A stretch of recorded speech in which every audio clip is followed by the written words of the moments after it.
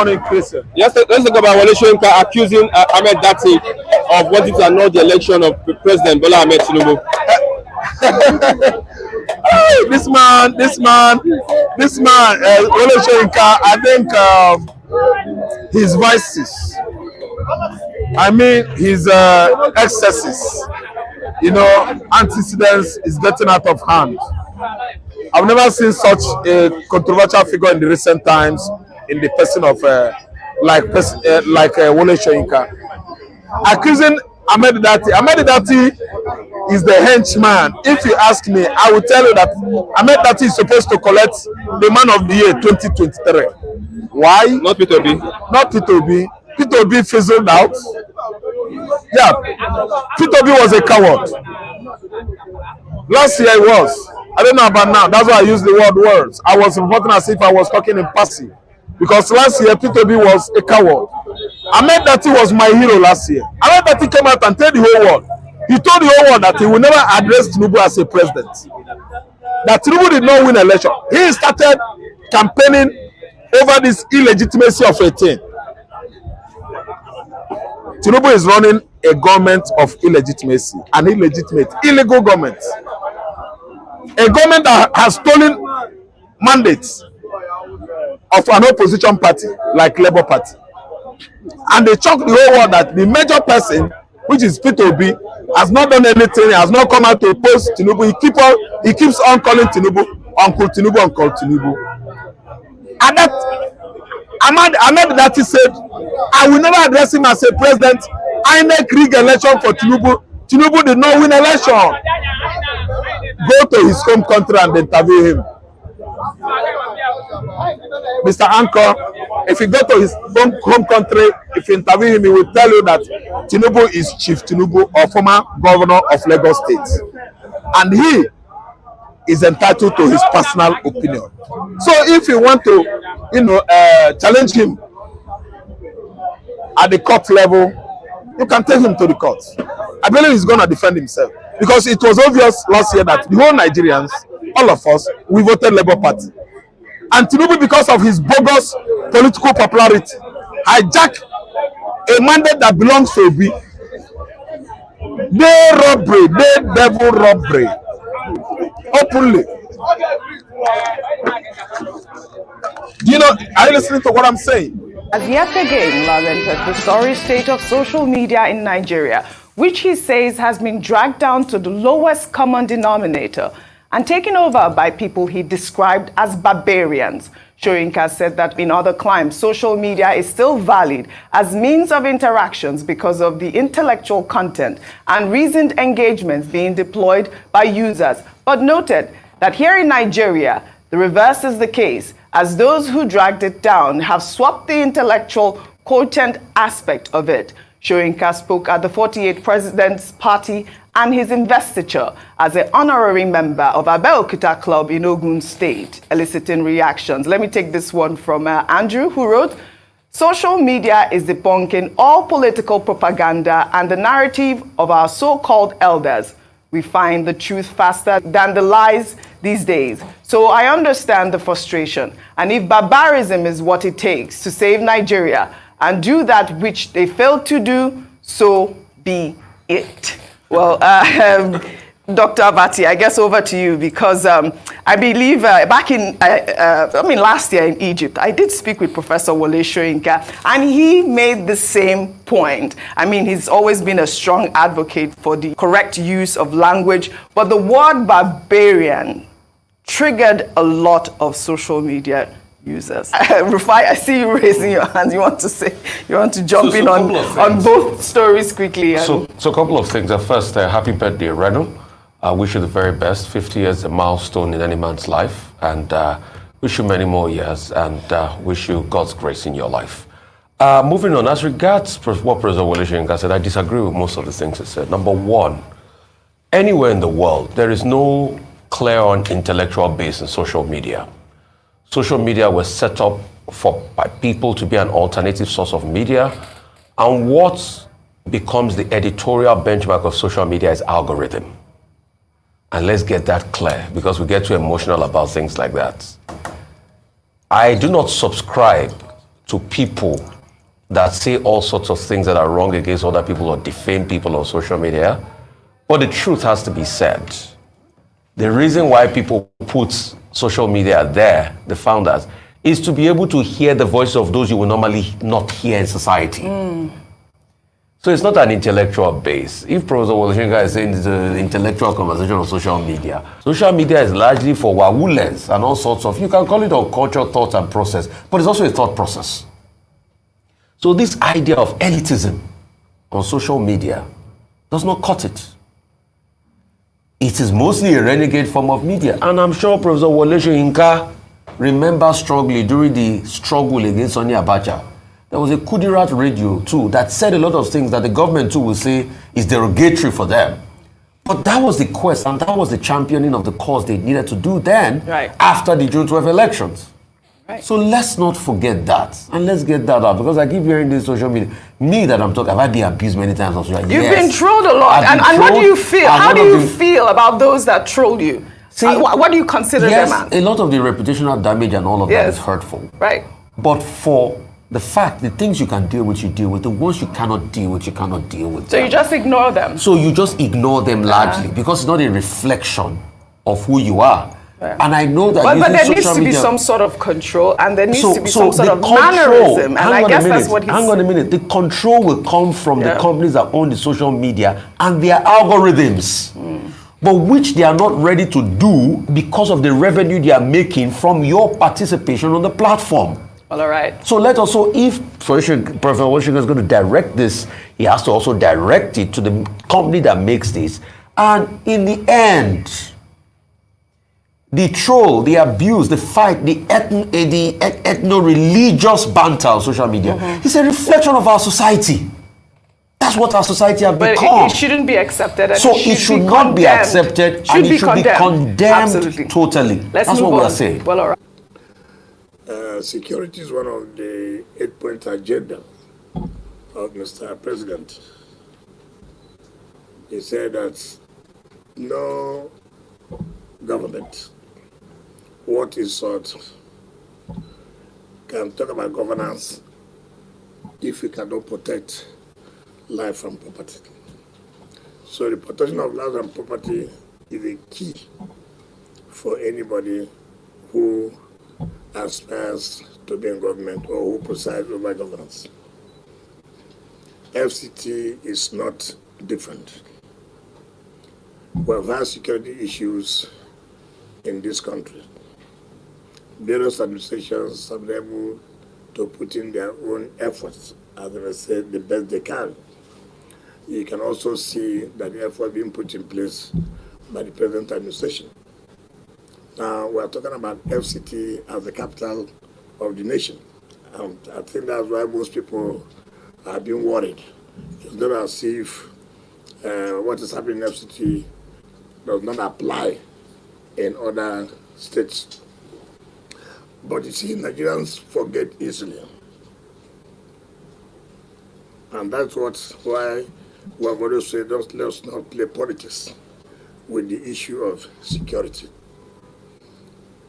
Remember, some time ago, in the last administration, we were told that bandits came to Kuje prison and wreaked havoc. Nobody said there was no minister of FCT. There was the minister. Nobody talked about FCT being the capital. You remember there was a session where terrorists came and bombed the United Nations building here. It was an FCT. Remember, there was an attempt to bomb the police headquarters.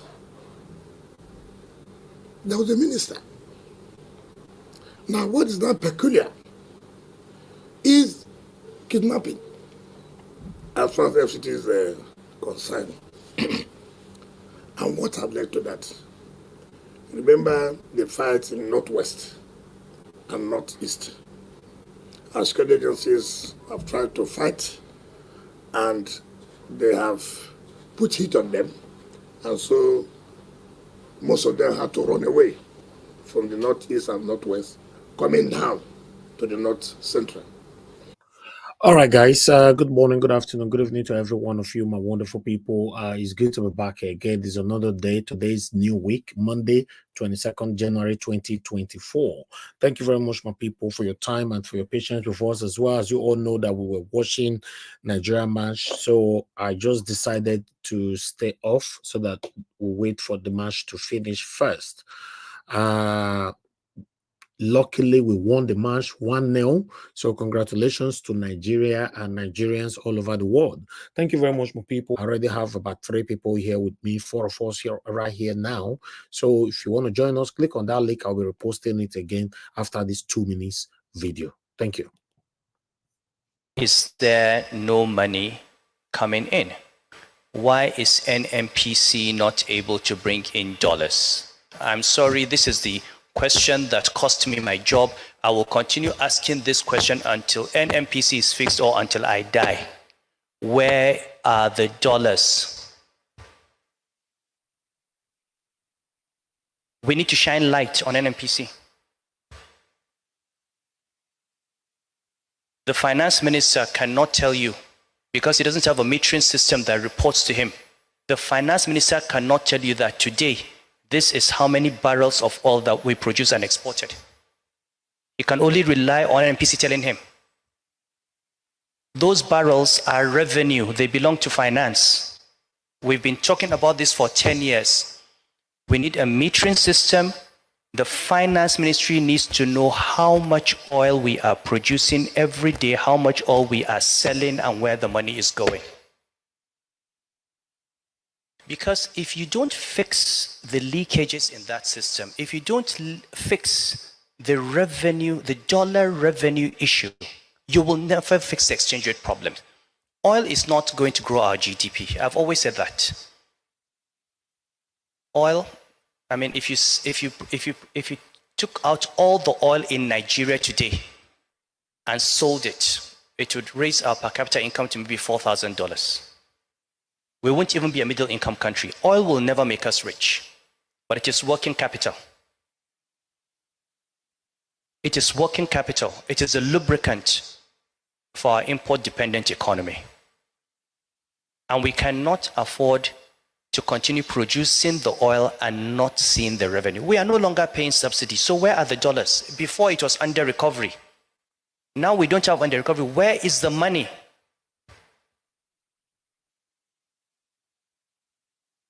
It was the issue I raised for which I was suspended. You can suspend me again. Okay? But it is an issue that this country must address. NMPC is the most opaque oil company in the world. When I was in the central bank for 15 years, they had not been audited. All right. Yes, in terms of the video, we are done. Thank you very much, my people. I'd like to appreciate some of you again, even though I've already showcased many.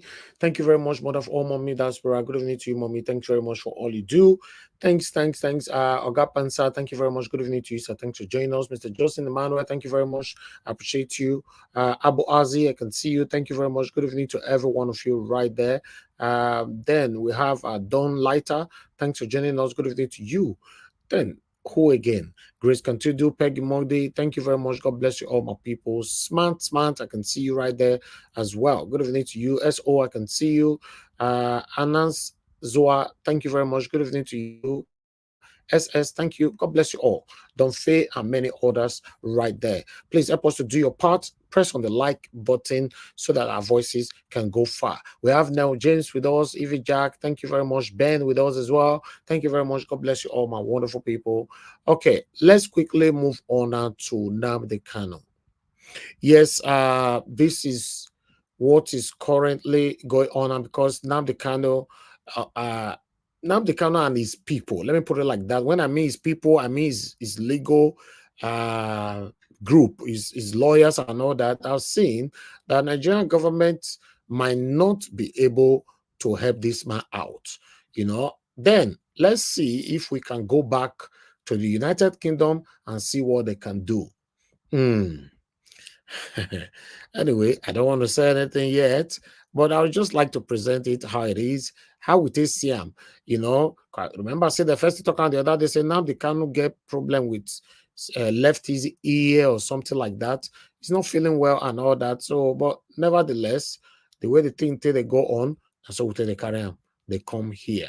Okay, let me take on this one quickly, then we can start talking. This is the only article that I guess I have, or maybe I have one more, but let me quickly take this here, then we can move on. As you all can see right there, IPOB leader Nnamdi Kanu petitions British House of Lords seeks urgent intervention over detention by Nigerian government. Okay, I'm not going to read everything because it's very, very long, as you can see. Look, it's very, very long. So you guys can just go and read on your own. It's very long. So I'm just going to take some parts, then I'll let it go so that we can start talking. The detained leader of the indigenous people of Biafra, IPOB, Nnamdi Kanu, has petitioned the British House of Lords for urgent intervention in his detention and case with the Nigerian government. Kanu, who possesses dual citizenship as a Nigerian and a Briton, wrote the petition through his special counsel, Barrister Aloy Ejimako, describing himself as a political activist who is advocating for self-determination for the people of Biafra nation in the southeastern region of Nigeria. Kanu, in the petition dated January 18, 2024, said that IPOB is registered as a legal entity in the United Kingdom and has numerous offices and chapters around the world. He noted that the group, which was proscribed as a terrorist organization by the former President Muhammadu Buhari government, operates in the open as a no-violent group. The IPOB leader recounted how his ordeal started in October 2015 when he was arrested in Lagos, Nigeria, a few days after he arrived from London, and was subsequently charged with treasonable offenses stemming solely from his pro-Biafra broadcast on Radio Biafra from its location in London. Kanu also recalled how from September 10th to 14th, 2017, Nigerian security forces led by the army attacked his home. The petition read, unquote, okay, the security forces use live bullets and other lethal ammunition, and several people, including Mr. Kanu and his parents, now late, his siblings, children, women, the elderly, and numerous visitors were at the said home with Mr. Kanu during the attack. So I'm going to leave that one right there. I'm just going to leave it right there. So like I said, it's very, very long. So try to go read it, guys, so that you guys can get that through. But the bottom line here, my concern is to bring the headline to you guys. And I've managed to read one or two paragraphs there, so you guys know where we are coming. And that one carried by Sarah Reporters, although other platform carried it as well. What I do when I choose mainstream articles, I look at the less destructive, platform to bring here, because most of them are very, very distracting me with so many adverts everywhere, so you cannot really read what you need to read. So that's why. So some of you that see that I bring Sarah Reporter here all the time, because somebody accused me the other day because so we're not your friend. They carry not like we are not partisan here. I say things how it is. I show things how it's supposed to be. They bring channels articles here as well. They bring Arise articles and all that. But if you see so we're on a look, there's no single advert that is destructive, and the write-up, the text is properly structured, right there. But if you go to other platforms like Vanguard and all that, their platform, their website is very, very cumbersome and it's destructive, and discouraging. So that's why. So meanwhile, I would like us to move on, my people. I appreciate every one of you. Thank you very much for your understanding. So like I said, I think we are done already. Okay, yes, I have one more left. Not verse. I have one more left. I talk I just now. Make I just quickly bring this one call. Only one article, not the video. Don't worry. We are gonna start talking probably in the next 5 minutes, if only nobody called in. But if somebody called in, yes, we'll take it from there. Okay, let me put this on your screen. Due to this current situation that is eating Nigeria dry, as you all can see right there, so another the fight with advert again now. This one is coming for People's Gazette. Cleric calls for prayers over impending hardship in Nigeria. They say make we pray, oh, make we pray. Make hunger come off for Nigeria. Make we pray. Make kidnapper come off for Nigeria. Wahala. Wahala, not the finish for this our country, Nigeria. Oh God. All right, let me just take one or two paragraph here quickly, and move on. You see the distraction I tell now just now. I hope you guys are seeing it there. Once you scroll up, distraction everywhere. All right, Reverend Joshua Talena, the senior pastor of Shepherd House of Assembly International, has urged Christians to pray against difficult times looming over Nigeria. May I quick jump all this distraction with the ASM, all of the for everywhere. Okay, I'm just going to leave it right there. I beg, one novice. I felt I say I'm always discouraged with all these sites. Oh, God.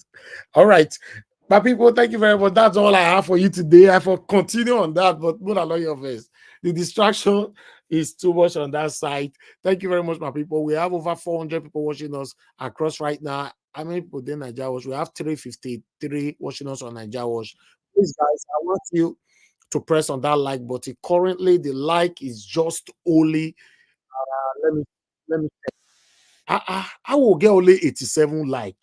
I don't understand though. People when I know they like again. What did they happen? Only 87 like. Since morning when me hear they talk, since my throat don't dry. Now only 87. What do that they do now? I say they wash mash. Let me pick this call quickly. Thank you very much, Mr. Ben, for calling in. Good evening to you. Please talk to us quickly. Thank you. Good evening. Good evening, Owan. I greet everybody on the panel. Just real quick, all this Mogu pray for Nigeria, Mogu pray for Nigeria. Our problems no be prayer. We've been praying since I've been born. We go pray, make good roads, Danny. Are we going to make abundance of food there? Are we going to pray, make electricity there?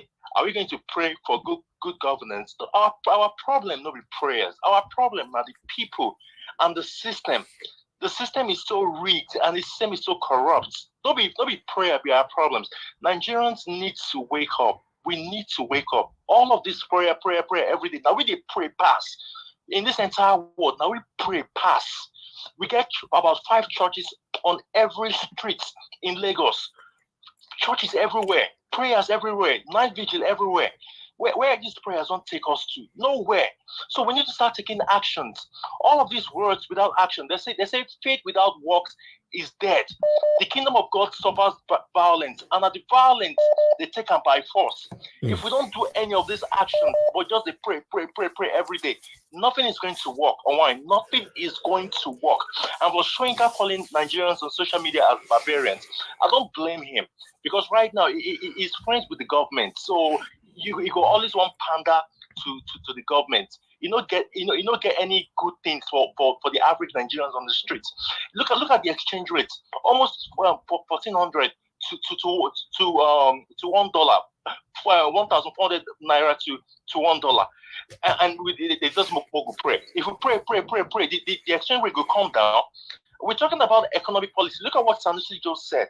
He said when he was CBN governor, the audit for NNPC was not done for 10 years. 10 good years, no audits. What does that say? It's a system. The people in the system, they are so corrupt, and the system is rigged for things not to work. I'm just tired of that country. I'm so tired of it. Thank you very much, Owan. Please. Wow. Thank you, sir. Thank you. God bless you, my brother. Thank you. Thank you, sir. Yeah. All right. Let me quickly pick another call here. We have Madam Origin with us.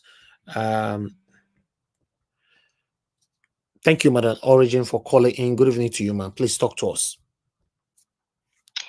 Hello, everyone. Thank you, Ben. You nailed it. Thank you so much. Thank you, Mr. Niger Watch. Thank you, our awesome panelists. This is why, look, I don't have to call, but I'm just doing my job as the Niger youth cheerleader, the one for the few, the brave, the ones that have refused to let the status quo remain a status quo. So you all are the reason why I log in every day and want to cheer you up and say, keep up the job. The guy for Wale Soyinka, the guy that the Andrew Abba Agaba that sent in his message just answered Wale Soyinka. And I like what he said. He said, if barbarism is what it takes to save Nigeria and do that which they failed to do, so be it. QED. That is. And our Woolen Soro Fire also answered him. So that takes care of it. We don't want to give them what they want. So for Nnamdi Kanu, this is a step in the right direction. Thank God for, Nigerians are speaking. I still see him as a national figure because his agitation was not only for now he's concentrating the state Biafra, but he was talking for all the marginalized Nigerians, the Nigerians that are hurting, the Nigerians that their land, their wealth, everything is taken from them, and nobody is talking for them. Thank God for people like Showore, Mr. Lassie, Mr. Niger Watch, Maigo. So we'll keep pushing. I wish, Nigerians will know that this is that injury to one is injury to all. If we don't speak up, a lot of things are going on, and they are not looking like today. We're still screaming and asking Nigeria people, and I want to use this opportunity very, very quickly to call on, did they call her the woman, what is that her job? It's not the youths, for women affairs. Who? Uju Kennedy. Oh, okay. Uju Kennedy, please, this is your office. A lot of Nigerians have died and gone. A lot is going on. When people come out and scream for help, they should be listened to. We have still not had anything from Ruth Ogunleye, that soldier girl that cried out. She is a representation of all women that are harassed at workplace. In case you don't know, this is what Ruth Ogunleye represents. She represents all women, whether married or married, that are being abused and harassed at workplace. So I have called some today. It is you, Uju Kennedy. You know where that woman is. Come and speak to Nigerians. Enough of making Nigerians feel like, they don't matter. The life of every Nigerian matters. I rested there. On Mr. Sanusi and whatever, I know that our awesome panelists will take care of it. So I just want to reiterate on Ruth Ogunleye. We need to know what is going on with her life. We don't want to hear stories. We have had enough of people coming out and they are silenced. God bless you, Mr. Niger Watch. Arrested there. Thank you, Madam Origin. God bless you, man. Thank you. All right, guys. Appreciate every one of you right there. As you know, say Nigeria situation, it be as it gets. Always, always, always. They say make we pray. God. Make we start our prayer for a year. We're not gonna be like, say, I can't go wrong, come on, come on for my lane. Now, question they ask, you guys want us to start our own prayer first for a year, and you'll take them from there. Because they say make we pray. Abuna not believe in prayer. Ever people. Kai, make we pray smaller. Make we just pray at least for 1 minute. Because they say make we pray for Nigeria, make hunger go, make what is it called? Make kidnapping, insecurity, make it go, and many others. So I believe say make we just pray small for here, make we take them from there. I don't want to offend anybody, but make we pray. Or make we all live and more not pray, more not pray, more talk. Thank you very much, my people. I appreciate you all. Sometimes when you see things like this, you're beginning to ask yourself that how did we end up here? Allow religionism to sink us to where we are today in Nigeria. Whereas the UK where midday, the UK people will get their country, they pray. The way Nigerians they pray. America where you day, people will get America, they pray. The way Nigerians they pray. Germany where you day, Canada, any Western world where they stay, will find comfort in their countries, and they don't pray as much as we do, and they have a better country. But our own, now God, now we they pray to all the time. Even God will they pray to don't look us. These people, una they pray, and they answer una. Una they pray, they answer una. Una still don't know what to now what do. Eh? In fact, we go pray. Make we your pray.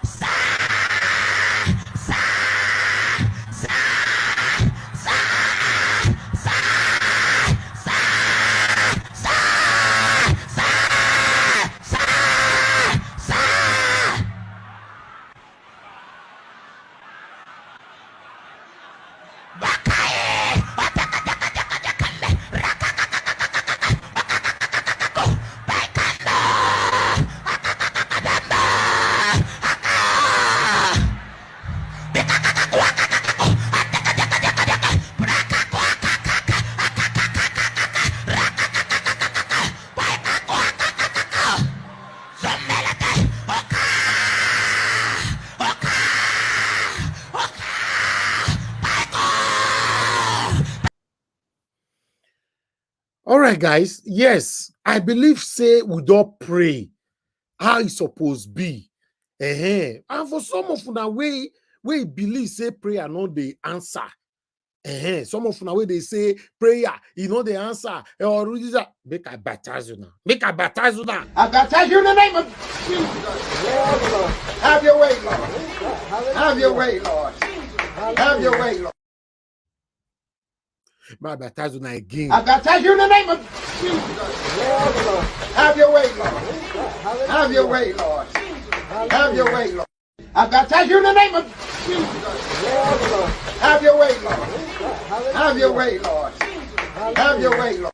I baptize you in the name of Jesus. Lord. Have your way, Lord. Have your way, Lord. Have your way, Lord.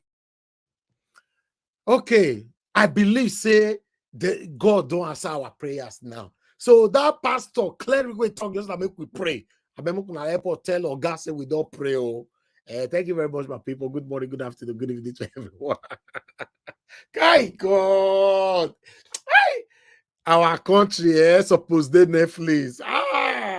To be honest, Nigeria supposed to Netflix. As we all finish work like this, you see press reboot. You press Nigeria, you see everywhere. You see Goria Oluku, you see Go Bazuwa, you see go for too sweet, chat.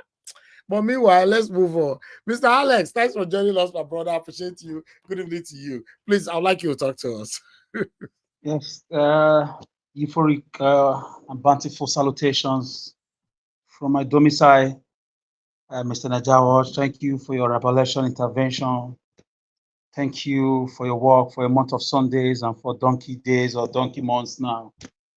I want to say Obobo Lobuna. that the voice of the people will always remain the voice of God. Thank you. Wole Soyinka has exposed himself that when it comes to history, he is an historical dwarf. His knowledge of history is so infinitesimal. He has a shallow knowledge of history. The word barbarian is, for me, I don't consider it as a bad word. The barbarians were the ones that were responsible for the fall of the ancient Roman Empire. When Roman Empire became corrupted, they became so corrupt, they engaged in all sorts of immoral activities. They had problems. The empire was so vast, they were in charge of the whole world. The so-called barbarian were the one that invaded Rome and brought down that empire. And the term barbarian was used by ancient Greek and Roman scholars to refer to foreign peoples, including German and Celtic peoples to the north and Hunnic and Slavic people to the northeast. The immigration of those peoples into the Mediterranean region led to the downfall of Rome. I'm quoting Google just now, just on a general knowledge. So Wole Soyinka, for me, should be ready. He called barbarians in a negative connotation on the internet. We are bringing them down. We will bring them down. Their corruption, their wickedness, their heartlessness. Soyinka was in Lagos when things were going on during the elections. He pretended to have traveled. He didn't travel anywhere. He was in Nigeria when Deborah's life was taken broad daylight. So these were the characters of the great Roman Empire leaders. The politicians in Rome engaged in all sorts of immoral activities. Incest, mother sleeping with children, father sleeping with daughters. They forgot their morals. Whereas the so-called barbarians were organized, disciplined set of people.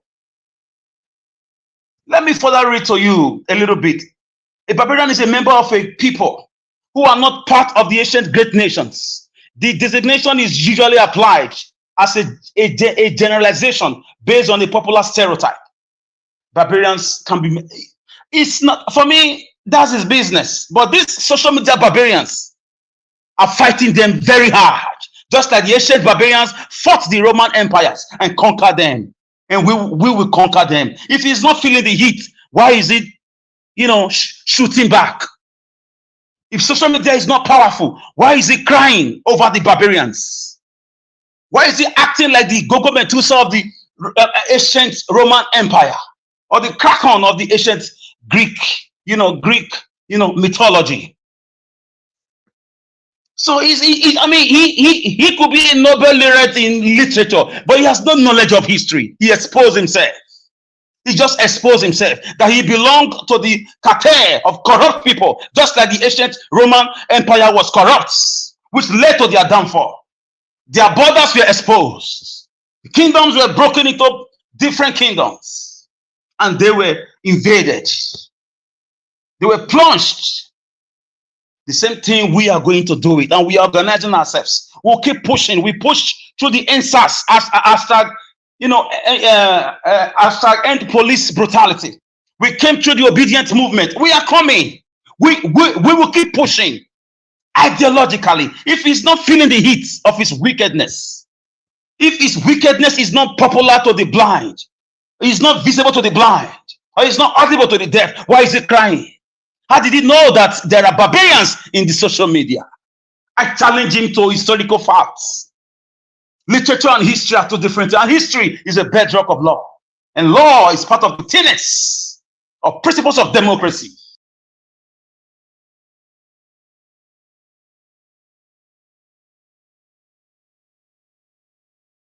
Hypocrites. I dare to say a political, charlatans. Because he has been quiet, because a Yoruba man allegedly is now a president. All the cry about restructuring that he was crying in Buhari administration. All the cry about decentralization of power in Nigerian, presidential democracy. Where are the, all the articles he has been writing? The speeches he gave in Washington. Where are those? We are not fools. Yes, I'm proud. If this is how to be a barbarian, I'm proud to be a social media barbarian. And I will always be a barbarian. If talking about insecurity makes me a barbarian, He's talking about the lack of transparency, the rampant, rampage borrowing of money by Tinubu's government, Buhari government. This is, talking about it, where people are suffering, millions of dollars are stolen on a daily basis. If this have to be a barbarian, let me be a barbarian. Let my children even be barbarians, because they will carry on from anywhere I stopped. If asking for, Nnamdi Kanu to be released, as the court has ruled, is being a barbarian, let me be a barbarian. If asking for self-actualization, like Scotland wants to leave the UK, is being a barbarian because the country is not treating us fairly, let me be a barbarian. Catalonia should be barbarians because they want to leave from Spain.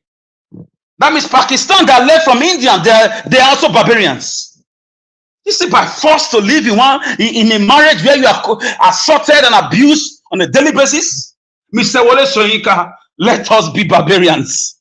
Ask your government, your brother's government, your fellow tribal bigotry man who is the president, what is happening to the borrowed money? Who is in charge of our national accounts, of our sovereign patrimony, of our commonwealth as a nation? The crude oil in the deltas, the gold in Zamfara, the bitumen in Ogun State, the californium in Sambisa Forest, who are responsible for the insecurity. If this is how to be a barbarian, I think I'm happy to be a barbarian. Mr. Noble Lawrence, you could be an expert in literature, but in history, sorry, sir, you are just a dwarf. You know nothing. I will sit you down, school you respectively, sir. You shouldn't have used that word barbarian because it's not a bad word. You are talking like the capitalists. But for me, I've never had any respect for you since election period. You lost my respect during that period, sir. So I'm happy to be a barbarian, and I will always be a barbarian. We love it.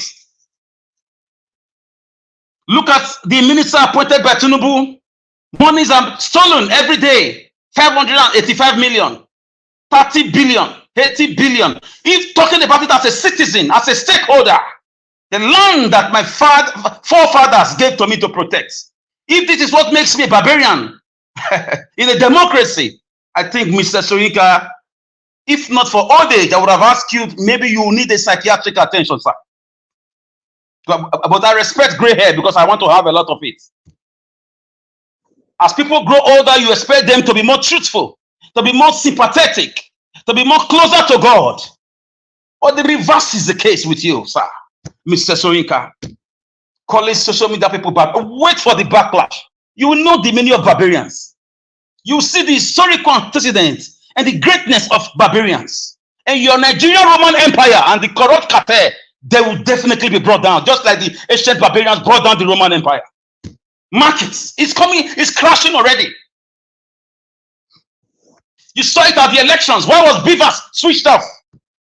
You will never address that. Were you not on this planet when Beavers was switched off? When a certain ethnic, tribe was being profiled, shops were burnt down, a lady was almost blinded, people lost their lives. How are the mighty falling? Tell it not in Gads. Publish it not in the streets of Askelon, Mr. Soyinka. Lest the daughters of the Philistines rejoice, and of the uncircumcised triumph. With all you've read, this is where is your moral conscience? It's not all about literature or grandiloquent expressions. Let's talk about morality. Exactly how the Romans were behaving. Exactly. Oppressiveness, suppression, corruption, looting, rape, incest. Suddenly they were invaded. We are invading you peacefully, democratically. And you are feeling the heat already. You are the real Roman leaders in Nigeria. And you will go down. Nigeria I'm very happy to be a barbarian. Let me talk about Nnamdi Kanu. For me, Nnamdi Kanu is one of the most popular people right now. Yeah, he may have issues. When I remember him, I think about the leaders of Catalonia who want to leave from Spain. Nnamdi Kanu was not always a violent person. Nnamdi Kanu was not asking for much. Nnamdi Kanu was ready for dialogue. His house was invaded. His family members were murdered. He ran for his life to Israel, resurfaced in the UK, kidnapped in Kenya, extradited unlawfully to Nigeria, beaten. His human rights were trampled upon.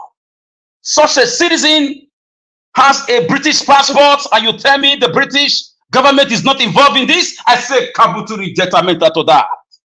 Say that to the birds. Of course, now you can deduce where the call, where the call for the Lekki Toll Gate massacre to happen, where the call came from. Your guess is as good as mine. During elections, why was your panic elected president? Why was he always in France and in UK? Your guess is as good as mine.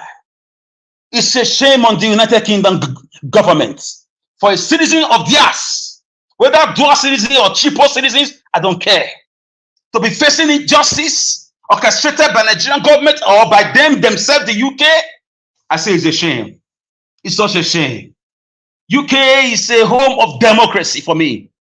UK is an example of democratic practices. UK is an example of Eldorado and citizen welfare.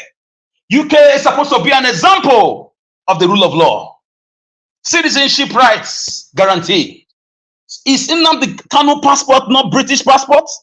Is there fake British passport, or is there second class British passports? Because no British citizen will go through what is going through in Buckingham Palace or the Congress in Downing Street. We will not be shaking. So that's a question for their conscience. For me, he has written his name in gold. Not everybody live to be 100 years. I'm not wishing him death, but it's good to live for something than die for nothing. Such men have my respect. Nelson Mandela was in jail for the almost similar reasons. You may argue, but for 27 years. Kwame Nkrumah of Ghana was also imprisoned for asking for freedom for the people of Ghana.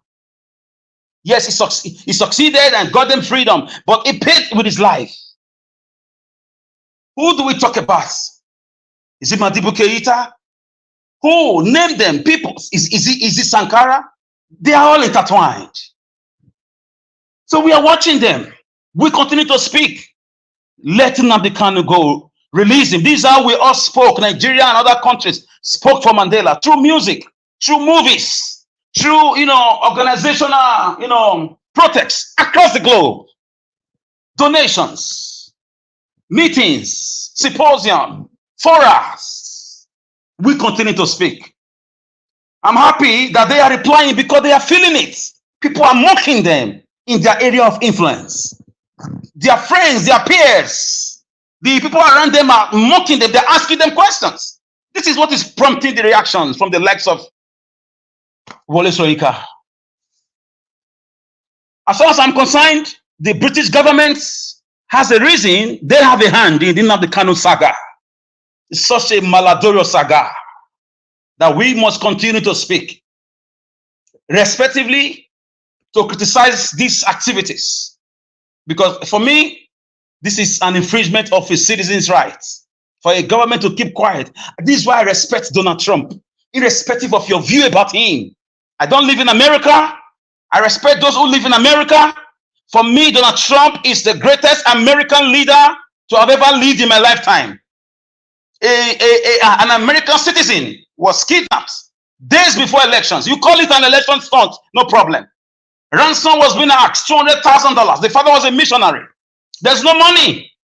He sent a branch of the American military department, Team C, they call it, came into Nigerian space, unannounced, unnoticed, rescued that boy, earned the respect of the world, gave a press conference on that, to the shame of Nigeria security, apparatus or apparatchik. The same Donald Trump asked Buhari, is it true you are killing Christians in your country? Is it true? Buhari said no. He was blubbing. It's a communal crisis between herders and farmers. He said, but I heard Christians are being murdered. He said it's not true. He said the same Donald Trump said, I shook his hand talking about Buhari. He said he looked lifeless. I miss Donald Trump. Hashtag bring Donald Trump back to the White House in America. Donald Trump will not allow this to happen. If Nnamdi Kanu was an American citizen, it's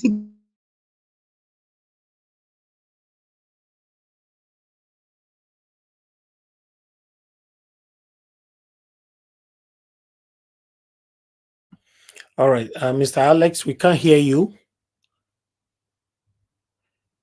Can anybody hear me at all? Because we can't hear Mr. Alex. We can hear you. Okay, good. That means is his network, I guess. Okay, I think we need to move on. Mr. Alex, I don't know if you're coming back straight away now, because I need to call on the next person to speak to us. For those of you just coming in, thank you very much. Nena Ogbona, thank you very much for joining us. Didi Anthony, thank you very much. Fumi O, thank you very much. I appreciate every one of you. Okay, Mr. Alex, you are back. We lost you there. Can you hear me now? yes. Let me just round up with this. Let me round up. If you, thank you. APC is fighting me. The PDP is also fighting because I know they are listening in all government houses. They are listening. Donald Trump. Under Donald Trump, where Showore was having problems, right? Was he under Donald Trump? Yes, I should be correct. Showore was having problem, even if it was not under Donald Trump. As an American citizen, married to an American citizen, guess what? A member of Congress released a statement that that Showore should be released immediately, or the Nigerian government is going to have problem with Washington. Guess what? Not up to 3 days. Buhari, the wicked Buhari government vomited Nnamdi Kanu like Showore like the way vomited Jonah in Nineveh. So respect to Americans. For me, Britain, I leave it to your conscience. Let me try and just call it a day here. I want to tell Nigerians, don't give up. I believe in my country. I love my country. I love my land. My forefathers lived here, gave it to me, and I will give it to my children. Their policies can't deter me. I may travel, but I will always come back home. East or west, home is best. Against hope, I still believe something will happen in this country. Either it will be broken into smaller countries, or we will come to a round table. A set of people are going to come up or bring all us together again for us to discuss a new way for a new country. Otherwise, for now, we keep talking. We accept that we are barbarians, democratic barbarians. Who wants to live? Who wants to have electricity? If asking for electricity is how to be a barbarian, I think I want to be a barbarian. If asking for water to drink is from a government that took my votes or that stole my votes is how to be a barbarian, I love to be a barbarian. If questioning the role of leaders in kidnapping and collecting money from their citizens as ransom in a country that have armed forces is how to be a barbarian. If asking questions, I want to be a barbarian. If asking for the money stolen or being borrowed on a daily basis by Tinubu and Buhari government is how to be a barbarian, let me be a barbarian. If asking for the reason why beavers was switched off against what was said in Chatham House in the UK is being a barbarian, let me be a barbarian. If asking for the arrest and prosecution of the man that took 300 billion naira, Professor Mahmoud, is being a barbarian, let me be a barbarian. If fighting for a better country, for basic amenities, justice, checks and balances, this is how to be a barbarian, let me be barbarian. Well, then I leave you to your conscience, if you still have one. And I'll try to leave it here. And finally, let me respond to Wike. Wike for me is just a man that is confused. Wike lost my respect. I used to like him, but I just discovered he's a very selfish man. Ignore him. Of course, I dare to say he's a manipular walkabout. He's a garrulous fellow. He's a guy that has no people's intention at heart. And everything good I ever said about him, I take them back. So these guys' days in politics are coming to an end. Just like the Roman Empire was brought down by the barbarians. We, the barbarians of the social media, the good ones, we will bring them down. Thank you, Niger Wash.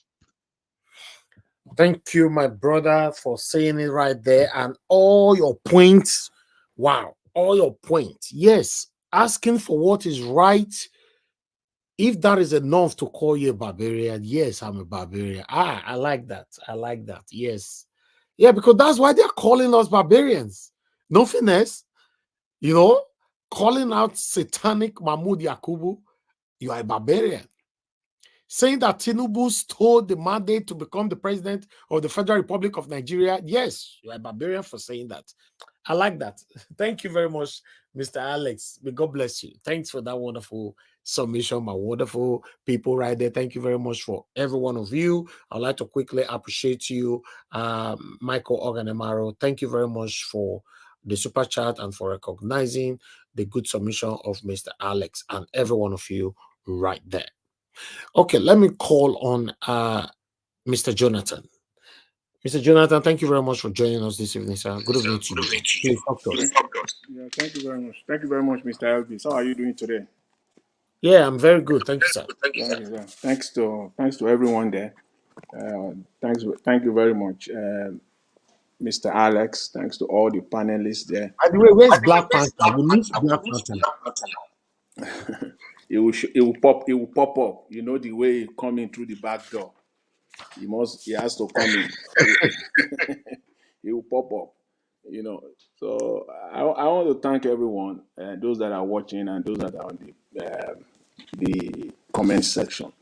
You know, it's interesting today. I will just take two things, but just to on the Wale Soyinka issue and then on the NNPC, because that's one area that I'm very, very particular about, and it's good that at least you highlighted it again today. I will dwell on that, on those two areas. But before I go on that, let me quickly talk on Nnamdi Kanu. You see, for me as a person, it puzzled me so much that it's taking this long for this step to have been taken. You know, why this step have not been taken to approach the UK government to get involved directly, not indirectly, not in a very vague way, but in a very direct manner on this Nnamdi Kanu matter. Is just, I want to ask a question, Mr. Elvis. You are a UK citizen, and there are so many other UK citizens on this platform, and also those that are even not here but listening. Does anyone take oath of allegiance to become UK citizen, or they just throw you the passport and write you a letter that you become a citizen? Is there an official ceremony where you will stand and you will declare that you become a citizen, you uphold the law of the United? So what are we talking about then? What is going on here? And that is the reason why I'm so appalled as to the fact why this thing has not been done. Ever since, this is a step that should have been taken. The UK government should be on the spot. Are you going to tell me that if it were to be another person, a white Briton, that this would be happening? Of course not. Just last year, or late 2022, or last year, UK government, the Prime Minister Boris Johnson, he went ahead and he paid close to 300 million pounds to Iran. The money Iran was saying that UK was owing them. He paid that ransom to Iran, call it whether Iran says it's their money or not, just to do what? To release 2 UK citizens. It's all there. UK paid close to $300 million. And this lady is not a born Briton or a British citizen. No. So what are we talking about here? It's so, and I just hope that henceforth, the UK government must be put on the spot, both locally, internationally. That's the only way they will act. Because they are, let me just leave it at that. But I'm glad that at least it's better to be late than be delayed. To do it at least than not to do it at all. That this step has been taken, and I give kudos to his advisors going this route. So let me talk on Wale Soyinka. That's what he normally does over decades in Nigeria. all of us, since we are in primary school, secondary school, universities, we grow to know who Wole Soyinka is. Some of us even read his, some of his books for our GCE, WAEC literature exams and all the rest of it. We know him. He's someone that is well, we hold him up there. But over the years, when you go back and you see, this man talks a lot of nonsense. A lot of nonsense, and he bamboozled Nigerians. They listen to him. When you go back and you listen to Wole Soyinka, most of the things he said doesn't add up. And it's now coming clear. It's now coming out very clear now. The literary meaning is studying literature. The simple literary meaning of a barbarian, what it is, an uneducated person, an uncivilized person. Just put it like that. But he used this grammar to bamboozle Nigerians all over the place. And look at him today talking. In fact, he has no knowledge of what he's talking about. The way he used the word barbarian, he even has no knowledge of that. Wole Soyinka, who is not a barbarian, let's say, okay, he is not a barbarian now. Who is a barbarian? Let's use the literary word of barbarian, which is someone who is uncivilized, someone who is not educated. So let's just place it, let's stay on at that level. So Mr. Wole Soyinka, who is not a barbarian now, he supported rigged election. Who is a barbarian now? That's someone who supported a rigged election.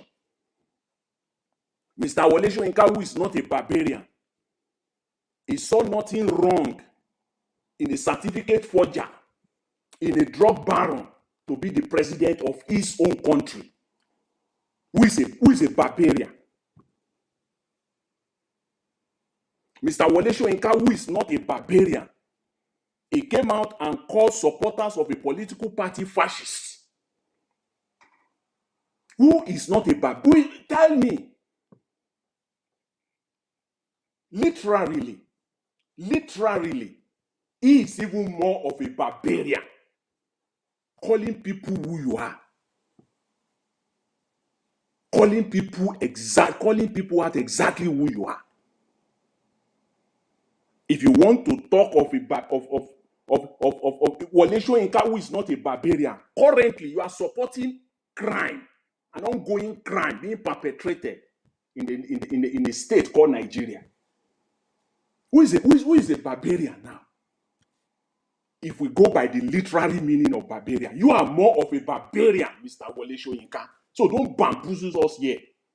You are more of a barbarian if you go by the literary meaning, because an informed person, a civilized person, an educated person will not support a forger, a certificate forger, a drug baron to be president. Someone who is educated, who is informed, who is civilized will not do that.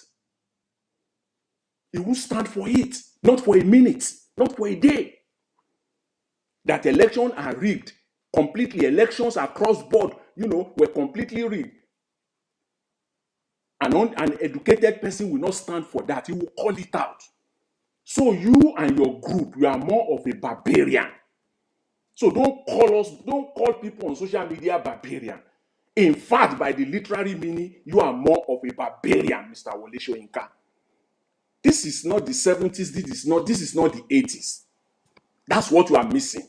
It is better for you to just go in, enjoy the rest of your time, rather than coming out and pushing all this nonsense. Let me leave it at that, because I don't want to go. Because now, if it were to be on this platform, somebody comes out and calls someone barbarian, probably the person will have been cautioned that don't Mr. Elvis, I'm correct. You probably will have said, don't call somebody that word here. But they can use it, right? They can use it. They can be abusive when they want to be abusive. That's what they do. They just think people are foolish in Nigeria. They want to sell their narrative and their narrative only, and for people to just take it, just suck it in. Don't ask questions, don't look at it, don't think. They just want morons and fools all over the country. That's what they do. They are so insultive and they don't want to be insulted. That is what we're having there. So, Mr. Wole Soyinka, again, please, sir, just go in and, spend the rest of your time, just cool down and, stop pulling out all this rubbish. It's enough. It's enough. Nigeria is at stake here. Generations are at stake here. Generations yet unborn is what is at stake here. And stop, pulling out all this rubbish. If you don't have anything to say, just go in. Go in and relax. So that's because I don't let us put ourselves, because he has come so low, and we have to go high. So we'll leave it at that for him. With respect to the NNPC thing that the former CBN governor, the just short video clip that you presented, that is, for me, I've said it at the beginning of 2024, that my area of focus is on the Nigerian economy. Nothing else but on it. But they always come up with all these distractions every day. And until we focus on the Nigerian economy, these people will continue to steal. Let's just call it what it is. They will continue to steal Nigeria blind. Steal the money that belongs to the poor Nigerians. They will continue to steal that money until we call them out, until we let them know that we know what is going on. Because they always believe that we don't know. But that narrative has changed. I asked the question here 2 days ago on this platform, and I know I've asked that same question at least 1 or twice this year alone, this January alone. I said, where is the money? Where is Nigerians' money? For crying out loud. Please, people, let's be asking this question every day. Where is the money? Until you start asking them that question, let them feel the heat. Then they will come out and tell us where is the money. You said Nigeria is selling crude oil. And you said that they will be selling it to $77.9 per barrel. And that will be selling 1.8 million barrels per day. How much has NNPC remitted to the Federation account since Mr. Tinubu became president? How much? Where is the money? Please show us. If NNPC is remitting money to the Federation account, as it should, Nigeria has no business borrowing money. It's simply because there is no money. That is the area where Nigerians are so dumb. The dumbest part of it is not asking where is your money. If you sell crude oil, you are selling it every day.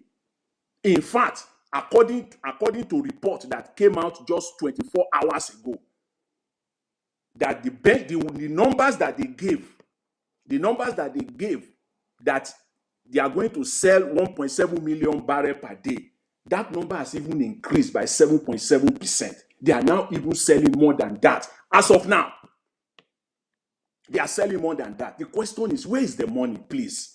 At least on a monthly basis, let NNPC come out and say, okay, this month, in December, we sold XYZ number of crude oil, and this is the money. The money has been remitted to the Central Bank of Nigeria. It is not NNPC has no business in keeping $1. $1. The money must be remitted to the Federation account, to the in the CBN. It is CBN that has the power to decide how much of it, what percentage of it will be in the reserve, what percentage of it will be in Nigeria. And somebody is telling me that Naira will not eat 5,000. The Naira the dollar to Naira will not eat 5,000. Are you kidding me? It will get there. Of course it will. Because the dollars, everything you are selling, the crude oil you are selling, you are pocketing the money. Because if the money is there, the money you are getting on a daily basis from crude oil, Naira will be stable. Simple. No magic. Please don't bamboozle us. Because every day, if you even say you are going to put 25% of that money to support Naira every day, Naira will stay stable. Period. Naira will not go up. But where is the dollar? You are giving it to your friends, to your friends and your cronies. You are distributing the dollars to them. You are giving it to them at 200 naira, 300 naira. They are the one coming to the black market to sell it to Nigeria. So it will eat 5,000. The question is, where is Nigerians' money? For crying out loud, please, somebody should ask. Where is the money? You are selling every day in the market. The report that I just said was given by OPEC. That's OPEC report about less than 48 hours ago. Nigeria is now selling more than what they projected, 7.7% more. So where is it? Where is the money? Please show us the money, because if you show us the money, there will be no need for you at least to borrow. And if you have to borrow at all, you will know what you are borrowing for. It will be there, it will be clear cut. Every Nigerian will see it. But you are only taking the money and giving it to your friends, distributing it amongst yourself. And somebody is saying that there is hope. See, Nigerians, until they come clean on this matter, where they keep Nigerians' money, where Nigerian money goes, they will never leave power. The moment you are able to tackle them on that and they come clean, where Nigerian money is, it will not be lucrative for them any longer. But as long as they can still hide it, keep it and hide it, they will die there. They will make Nigeria dry. One of the peaceful way, one of the smartest way to deal with them is to force them to show Nigeria where the money is. On a daily basis, you sell crude oil. If you are selling it, show us the balance. At least if you don't show us every month, show us every quarter, every 3 months. This is the crude oil we sold the last 3 months. This is the dollar amount. This is the percentage that is now in the foreign exchange reserve. This is the amount that has been remitted to the central bank. At least you will show us that. They won't. They will say Nigeria doesn't have money. And yet you are selling crude oil. Where is the money? The questions Lamido Sanusi was asking. Where is the money? I raised it here several times. Until we tackle that, these people will continue to make Nigeria. They said they presented a budget of 27.5 trillion naira. Almost 30 trillion naira. This is what they are doing, Nigerians. Let's say it the way it is. It is time. Mr. Elvis, okay, let's leave it. Let's leave it for that now, Mr. Elvis. I really appreciate the time and the opportunity. If there is time again, we move on from there. Thank you very much. Thanks very much. Thank you very much, Oga Jonathan. God bless you. Yes, on the final submission, you can continue from there. But meanwhile, I'd like us to call in Engineer Francis. Thank you very much, sir, for joining us today. Good evening to you, sir. Please talk to us. Engineer Francis, thank you. Yeah, thank you for this opportunity. I think I want to go straight to something I read about Uju, is it Ohaneye or whatever, Kennedy, the Minister of Women Affairs. I read that she went and saw the Chief of Army Staff, and they gave her bank papers showing that Ruth's salaries were paid on time. And she even said that she saw her. Now, when I read, and that was all, the next thing I saw this picture of her with, is it up to 10 army officers? You know, they had this group picture. That got me very angry because that was all they showed there. They didn't show a picture of Ruth Ogunleye. So, proof of life, we don't know. My thing is getting a little bit of a connection problem. Elvis, But can you are you? good. We can hear you. But I'm. Oh, okay. Engineer Francis left. We don't know what happened there. But before you come back, Engineer Francis, I need to call on the next person. Amashola, thank you very much, sir, for joining us today. Good evening to you. Please talk to us, sir. Yeah,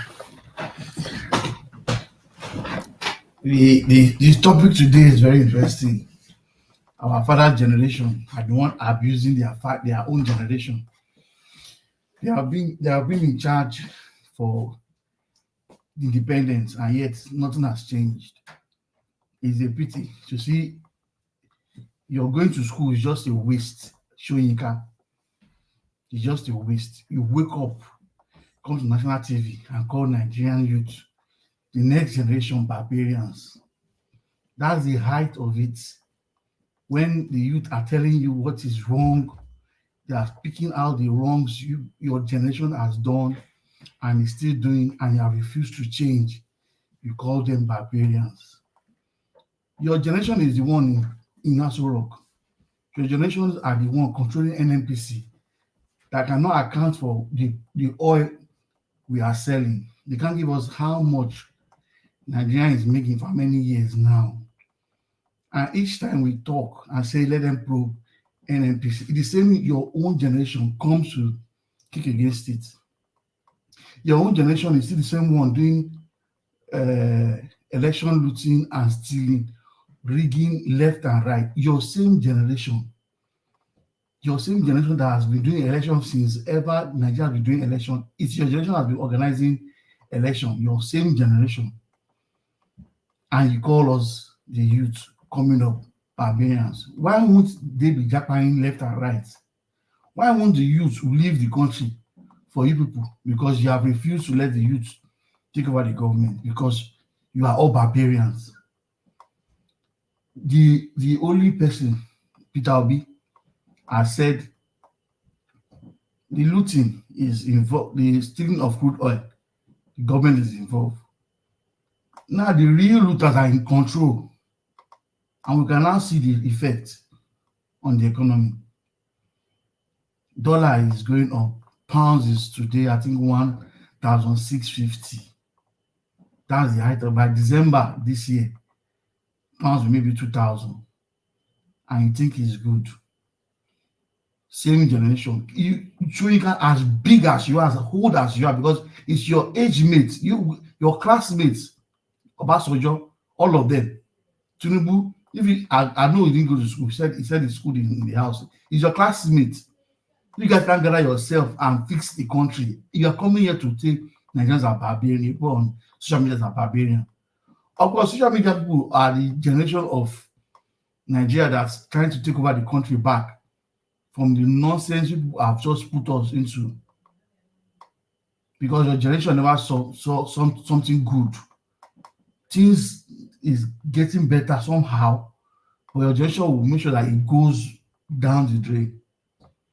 The only thing that we can see passing information through the internet, it didn't come out in your generation, but this generation have internet access to information, which people will always keep. It's meant for you or your cocoons to take. It's a pity that my father's generation have refused to leave the country. You should be ashamed coming to the international TV and saying things. We'll be expecting you to solve problems, solving issues, not you coming to call people barbarians. The last time it was fascist, now it is barbarian, because you are the only one that knows how to speak English. You went to school, you created courts, your handwork. There's nothing I've that is making sense. Your generation are the one that went to school, government paid their school fees in the UK. Majority of you sitting down, you went to where you went to, You ate in dining room. Go to the same dining room you went that time when you were in school. Go to that same dining room. Pick your seat and say what is what you sat who you sat down with. The place is not something else. Why is our father's generation? Why are they so wicked? And wicked, you wake up. Wicked, if it was a family member that was kidnapped, the way you're talking, that's not the way you talk. Senior Agbero, assistant Agbero. See the way you're talking as if you have something in your head.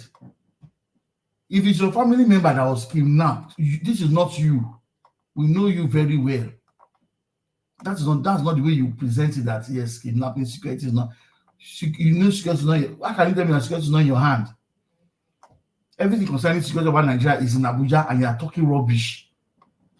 Or you just talk to president. It is done, and you are talking rubbish. So total nonsense. You should be ashamed and just resign and leave the minister as minister of FCT. Talking calmly. You know, become. The painful thing is I don't know what to say on this issue, because the same people that put us in this problem where we are the one you are going to meet.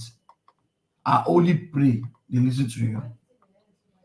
Nigerians that have been called barbarians, they are giving you different English words every day, and yet you're not on the streets to act like barbarians. It's your country. If you like it, take it back. If you don't like it, let our father's generation continue to ruin the country. So Naija Watch, let me stop at this point. All right, thank you, Oga Mashallah. God bless you, sir. Thank you. Okay, we have Engineer Francis back. Engineer Francis, is your network better now?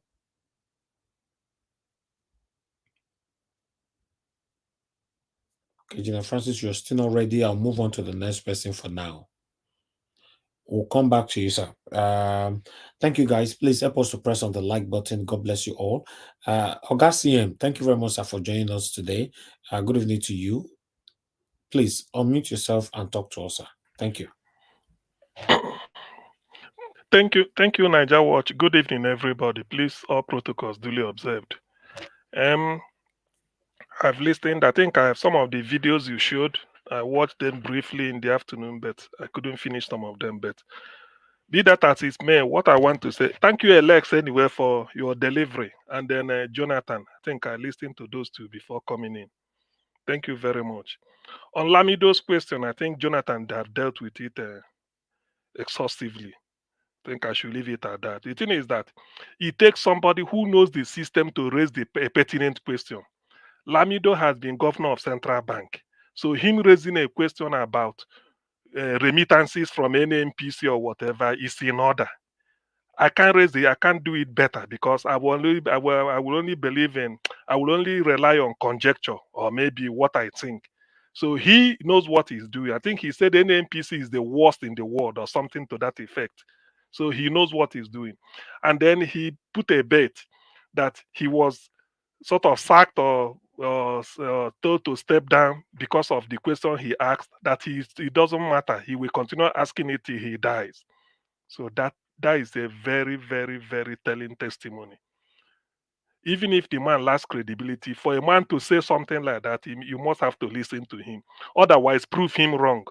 He said he will continue saying it till he dies. And in other words, he doesn't care. He doesn't care what happens to him. He must continue to say it. And because he's saying it, he's not challenging an individual, it's the government. Why can't they reply him with facts and say this and this and this? So that because for him or somebody else to challenge him, he knows the facts. He knows how much Nigeria makes. He knows how much how much crude oil we're entitled to buy OPEC, how much that is being sold, and what we have to realize, and then where the money ought to go. So it's more like an insider asking a question because he has been warned. So I thank him for that. And the way Jonathan discussed it is quite illuminating. So to that extent, I think we've really covered that topic. Then Shoyinka and barbarians. You see, the tragedy of Shoyinka is, I think that's what they call in medicine, there's what they call geriatric medicine. Medicine, something like of the two extremes of life. The neonatal, that is the beginning, and then the other extreme is the old age. Shoyinka is suffering from the just metamorphosis of old age. I don't know. That's what they call loss of memory or something like that. He must have written so many books. He must have done so many things. Yes, somebody can easily accuse him of being a tribal bigot because his friend Bola Tinubu is in power and he's Yoruba. Tinubu is Yoruba. But in this situation, I don't take it that way. I don't look at tribe. I'm looking at Shoyinka as it's something like what they call it, as an opportunist. You see, I don't know. Only that if I say now my friend is Lawrence Anene when he was alive, people will say, hey, you must be an armed robber. Because if you ask the person why, he say, because show me your friend, I tell you the type of person you are.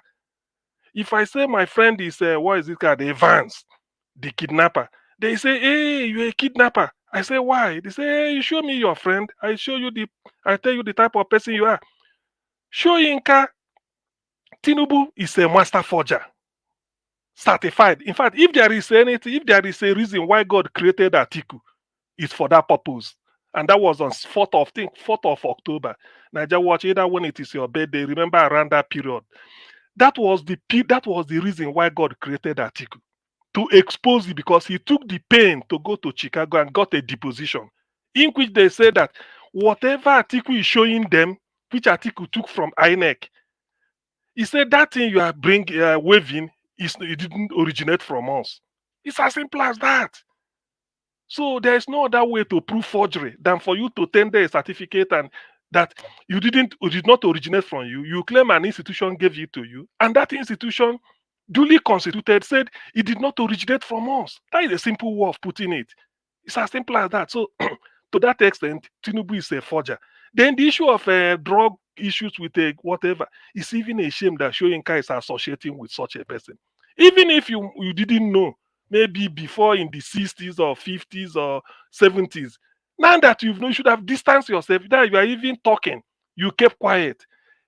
It was this Shoyinka that called President Jonathan, the first lady of Nigeria, Mrs. Jonathan, Patient Jonathan, hippopotamus, because he felt he can play with English words. We know of hippopotamus, HIPPOTAMOU or whatever. We know of hippopotamus. He has to change it, hippopotamus, just to insult the lady. Shoyinka, are you not married? Weren't you born by a woman? Don't you have daughters? Don't you have women friends? Don't you have women colleagues? How can you insult womanhood? Women are daughters first. Women are sisters second. Women are wives third. And most importantly, women are mothers. These are the 4 roles God gave them to play. Most women fulfill the 4. Some may stop at only probably 2. Some may be 1. They may be born only 1 in their family, in which they becomes only the daughter, no sister. If you are some may have sister or sisters. Some may move on to become a wife without children. They only stop at being a wife. Some may be lucky, God bless them, they now have children.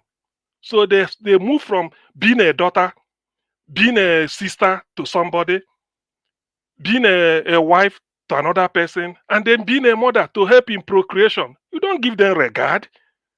For somebody who says it's a Nobel Prize winner, I say disgrace. I say this because sometimes, like Achebe said, a European prize does not make anybody the Ashiwaju of literature, not only Nigerian literature. William Shakespeare, the greatest writer ever lived, he had no Nobel Prize. Can Shoyinka compare to William Shakespeare? Of course not. Mark Twain is an American writer. He had no Nobel Prize.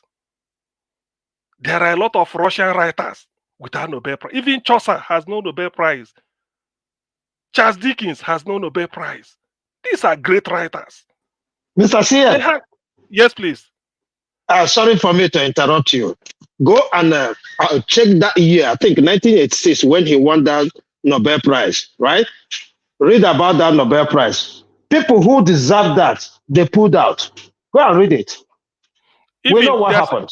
There's a book, I think I will including Chinua Achebe. I know what happened. Because the Swedish Academy, they felt that an African, they will consider Africa this time. They've been accused. they have to organize a conference, inviting African writers to come and debate among themselves in Sweden. Chinua said no. It's an insult. You gather us to go and. He said, we agree, we will debate, but let it be in an African soil. You, the world, will come and witness it. He said, why should you just tell us, you, yeah, come up? He said, forget. Actually pulled out, and he wrote a very massive essay about it. A letter, published it widely. He said he's not against anybody going, but he felt that it's an insult because actually believe in African literature. But that is a story for another day. So there's a book called The Nobel Prize and African Literature. I will set up put the titles. People should go and read the politics. We know what happened, but be that as it may, my particular attention is this case of defending Tinubu. Why do you call us barbarians? How do you want us to vent? How do you want us to vent out our frustrations? You see, today people will blame my people, the Igbos. Some will say sit at home. They say, why do you sit at home? Of course, nobody sits at home. You don't protest by sitting at home. It doesn't make sense. But according to Amos Oz, Israeli novelist, he said when there is a conflict between what is right and what is right, two people are dragging right. Something higher than right should prevail. And what is that? It's life. That was when people said, if we come out to carry our placard, we are gone down in cold blood.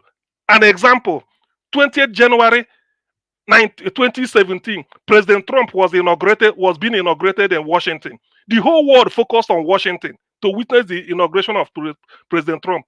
IPOB members were just carrying flag, waving. Even in America, they were moved. Then what else? Aimlessly, what is their weapon? White handkerchief or flag, green leaf. Is that what we threaten peace? So that's why people started sitting at home. So showing when you now, and then they now have to go to Twitter. They can't give them vent. So this Twitter is a way, or social media is a way for us to vent out our frustration, not really articulate our points, because there's no more points to articulate. We've been articulating it since. It's to vent out the frustration. You told us go and vote, that we can't do anything unless we go through the ballot. We agreed. Give us PVC. It was a problem. Some of us has to send money, go and pay them so that you get your PVC. Some people left their work. I remember some businesses in Lagos closed down. Said, if you do not show your PVC, you won't get into this meeting venue. If you do not show your PVC, you are not entering this nightclub. If you do not show your PVC, we won't allow you to open your shop. So it was so important that people had to do it. INEC said, oh, we don't have staff for this. He said, look, come, we provide you space. Come into our market, bring your whatever material, come and do it. I mean, we saw this in Nigeria, what you have records of them. We saw it. And people, after doing all these things, in the midst of it all, they said, deposit your old Naira, December 15, 2022. He said, between December and 31st January 2023, you have to dump in your old Naira so that get new one. People obeyed. Only for you to put in an old Naira. Even the old Naira, you can't even get it out. Yet people endured all these things. We endured. On the voting day proper, there were red oil everywhere. Example in Lagos. One of the infamous episodes was for somebody who is now a minister to say that a certain ethnic group, Ndi Igbo, should never vote in Lagos, that they should get out. Oluomo was doing his own, Soyinka kept quiet. Till today, he hasn't condemned it. What manner of person are you? You are not even you are not a good example of a moral compass at all. All these things, people endured it. In the end, they switched up the beavers. This is our own indigenous technology brought out by a youth, somebody who read electronics engineering, University of Nigeria and Soka, working for INEC. When card reader was an issue, they brainstormed. They said, let's use this. Because card reader encourages multiple voting and then incident form. Say, but in beavers, if beavers are not captured by beavers, it's as good as you didn't vote. They did all this an improvement. Soyinka kept quiet. He never even commended the chap. On the day of election, it was switched off. Deliberately, they said, don't upload it. Go to court. Then we went. Before Peter Obi could even get what court? He had to even tell INEC, give me all these things that are in public view. They refused. Peter Obi now has to go to court to summon INEC to release details about it so that they can use it to prepare their case. It was difficult. We all saw these things. Soyinka kept quiet. People could have gone to the street, including look, by the time if not that Peter Obi is God sent, if Peter Obi had kept quiet or ran away to abroad and felt that the youth, if you want to do anything, I'm not interested, I'm not holding anybody. If he had said something like this, I wonder where Shoyinka would have been now and his likes. But Peter Obi calmed them down and said, no, we are going to court. There's no need. Even with all the rigmarole, going to the court, Nigerian constitution, Shoyinka no. 6 geopolitical zones, all the judges must be fully constituted. Southeast, south, nothing. There was no president, only not southwest and northwest, and they gave judgment. Yet Shoyinka kept quiet, and this is a man who said the man dies in all those that keep silent in the face of tyranny. What more tyranny haven't we faced? And he kept quiet. He's the most classical example of a hypocritical being. I don't know that the man is like this. I read a lot of his books. Look at what he wrote in the Baki of Euripides. Look at what he wrote in the Madmen and Specialists, a Camels on the Wood, a Dance of the Forest. Go and read it. He insulted Abacha by writing what is it called? The book he used to insult Abacha. He wrote a lot of things against Sani Abacha. The Open Soul of a Continent is called. Go and read the book. He finished Abacha and he to some extent to Ojukwu. You thought that the man is a good example of a moral being. Now look at what is even having. By the way, what do you want us to do? You want to close down social media? I can't go to channels to speak. No way. TVC cannot allow me. AIT cannot. But Niger Watch, places like this, we can come and vent. Thank God for social media. Now the man is calling us barbarians. He said, I'm terribly disappointed. By the way, this Nobel Prize, this Nobel Prize they give. Augustine, just a second, please. Maybe if you want to add, you remember he also took GUN. Oh. He took GUN. Yes, I remember. Yes, thank you. Barbarian, no. Thank you. Let me emphasize on that. GUN he took was during the Western region crisis. He has to force the electoral officer to change the result they were dictating out under GUN point. He who did it. Justice, what is this man? Kayode Esho, in his autobiography, The Mystery Gunman, was referring to that. I read the book, The Mystery Gunman, the autobiography of Justice Kayode Esho, one of the best jurists, alongside the Socrates, Justice Oputa, that Nigeria has ever produced.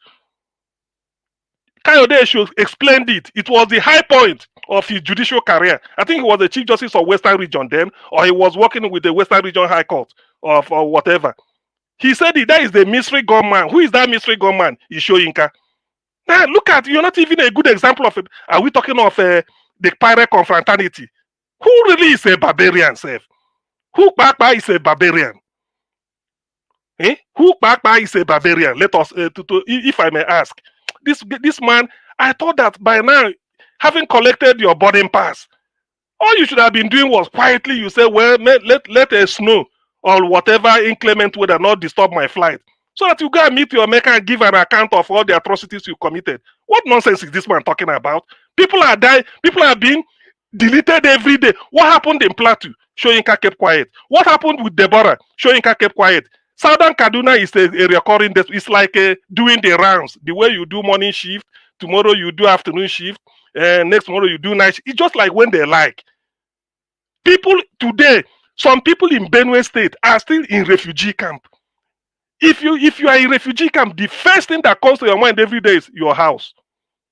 You look at your compound, the sheep, the goat, the chickens you left to be sacked by Fulani herdsmen, and then you are in the refugee camp. What is Shoyinka doing? Can't he use international connection and see clemency and amnesty for those people so that they can get back?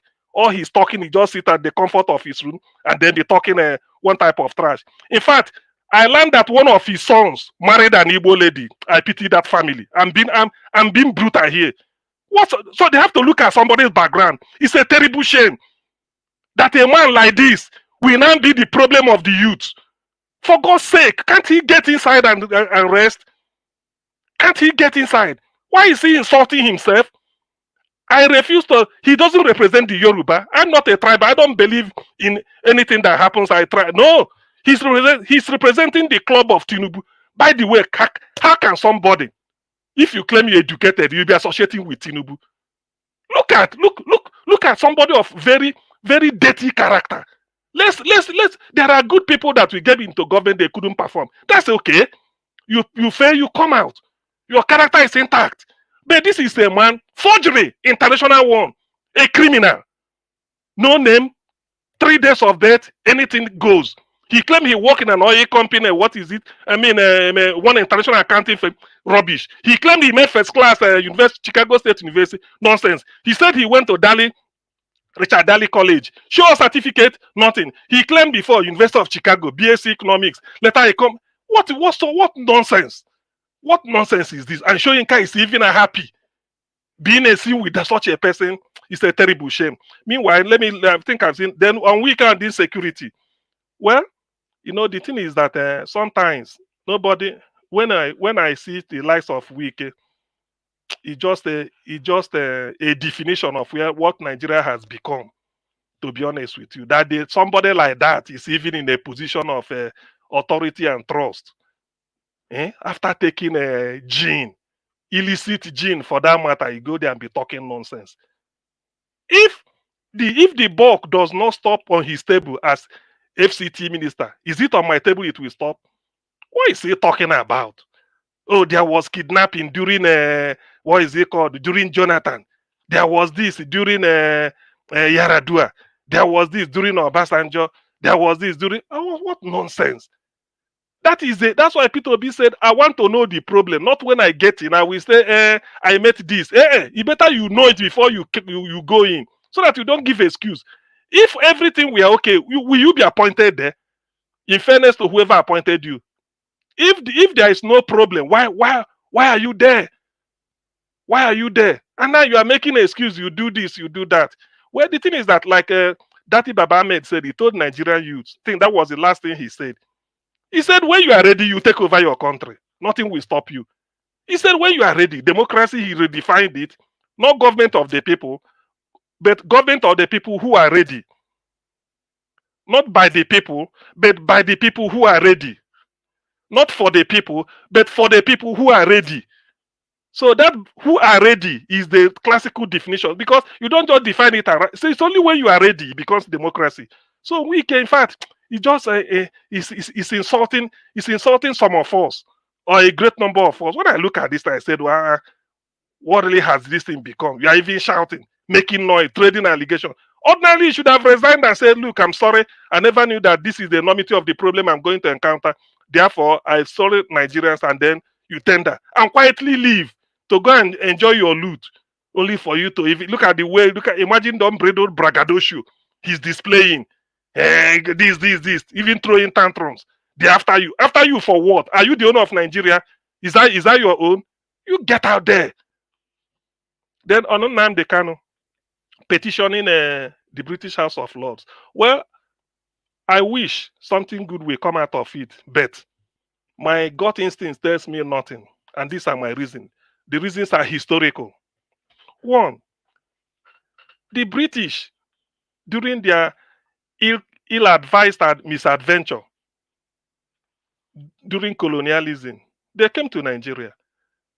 They wanted to misappropriate all the resources of Nigerians then, which they did by using railway and everything and all the subterfuge they used. But the system they adopted, the indirect rule, whereby they won't come, they use one of you to rule you. It worked very well in the north. Already the Fulanis have established the emirates. So everybody is answerable to the emir. All you need to do is to key into the emir, then the emir will pass on the this and then be the go-between, just like agent. In the West, they are monarchical. They've got obas and then all these things well established for their own good purpose of civilization. Let me put it that way, because it wasn't established to exploit anybody. It's just that is their historical anthropological evolution. That's their own. But British want to key in there, and they did. But the success wasn't as compared to the North, where the Fulanis dominate. In some parts of the West, because all these things were taught in ordinary level government. They did not quite succeed. But so far, they were able to get one on what they want. They use the Obas already there. They don't need to establish any other distance. But in the East, particularly in Igbo land, it failed woefully. Not just failed, but woefully, because in the Igbo, by our nature, we are Republicans. We don't constitute all this, maybe this, not because they are not good, but God did not wire us that way.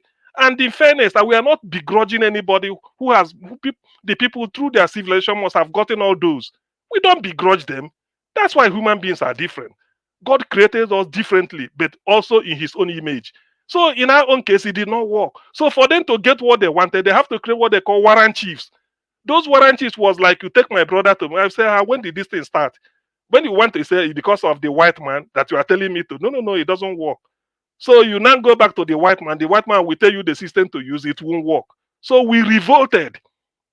Part of that revolt was the Aba Women Revolt, which they call riot. Aba Women Revolt of 1929, in terms of tax, because what the British want is to collect tax. You go to the emir in the north, tell them what to collect. Emir will pass it on to the subjects. They will collect the tax, give to the emir. Maybe you give him his or her or his own, and then remit the other one. Probably in the west, it worked to some extent, but in the east, it failed woefully. So because of that, the British have never forgiven the Igbo. That's why when Zeke again, when they want to end the colonialism, it was also an Igbo blood. Dr. Nnamdi Azikiwe, the great Zeke of Africa, championed it. They say, look at another Igbo again. Despite coming back from America with his American type of education, preaching a political irredentism, social religious balance, spiritual balance, political irredentism, economic determinism, and social balance. What he called the Renaissance Africa, the five fingers of. So he preached all these things. So the British All weren't right. happy, and he used the instrument of the media called the West African Pilot. Show the light, and people will find the way. So that thing gave British people a problem. So I know that they know all these secrets I'm saying. So they will stand say another Igbo blood again. We now make them not to get their plantation, because they regard Nigeria as a British plantation in Africa. So if it works out because of a 21st century development, I fine and good. I hope it works, because Nnamdi Kanu is not guilty of any offense, as even determined by Nigerian law. But the British, because of their economic interest in Nigeria, I doubt it. But I want to be proven wrong. Thank you, Niger Watch. Thank you, Gassim. Thank you very much for that long submission. I'm always happy to listen to you. Thank you very much. All right, let me come to Engineer Francis, then before Mr. Shooks. Engineer Francis, is your network better now?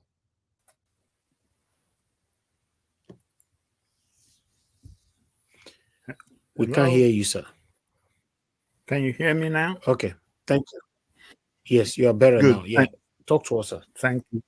All right, thank you for this opportunity. I have only one area I want to address today, and that is that lady, the Minister of Women Affairs.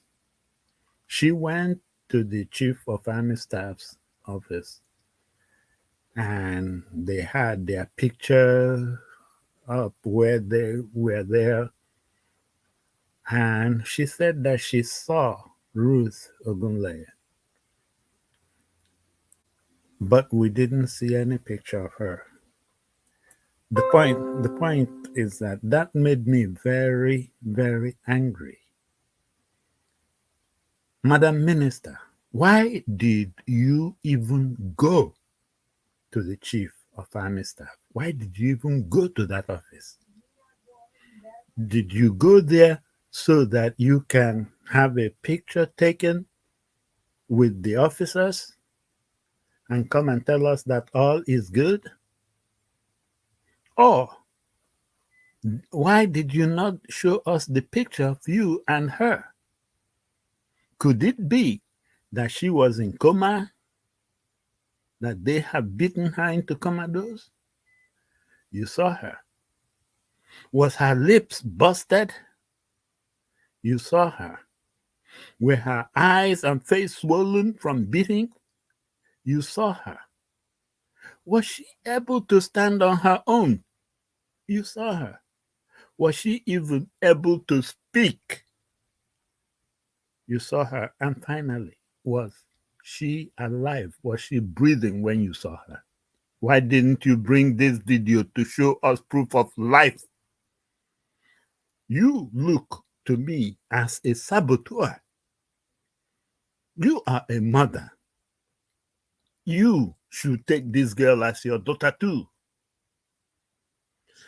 What you should have done, madam, is you should have gone to that chief of army staff's office with your best detective or your best psychiatrist or psychologist. And when you get there, you don't want to even hear anything from the army.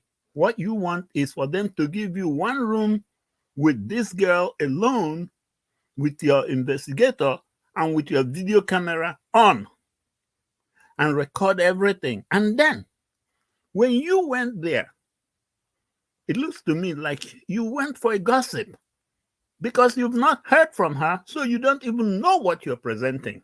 You saw her. You should have requested for at least 1 hour with her and let her give you her story again, uninterrupted. Then, gently, of course, before asking her for her story, you would gently explain to her that you're there to help. Give her that motherly assurance that she can trust you, because everything she alleged in that videotape is nobody can be trusted. Even the ranking officers that she went to for help all messed things up. So you should have brought back that assurance to her and then video record everything. And then maybe in making such video, you would learn that even this chief of army staff is now turning to be on the side of the accused colonels. Don't be surprised that you can learn that while she's there, they have been administering periodic torture on her, trying to get her to recant her story. Don't be surprised, even if they have punished her severely, even sodomized her. Don't be surprised at any of those things. I thought you handle women affairs. Or are you a fake? Of course, a fake. Everything in this administration is fake.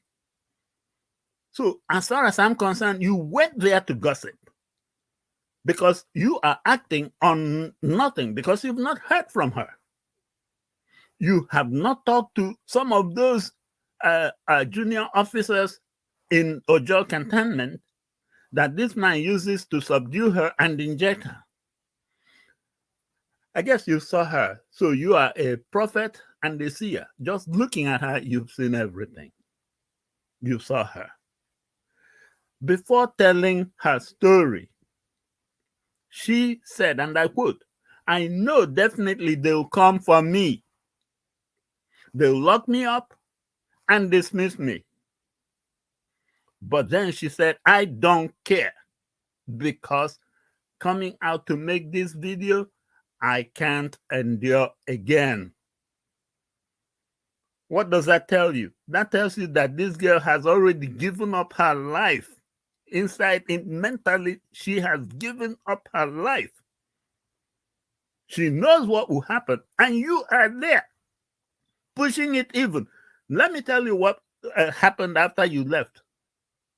After you left, I bet you they went back to her and told her, "You see, you have to recant your story because nobody is out there supporting you or on your side."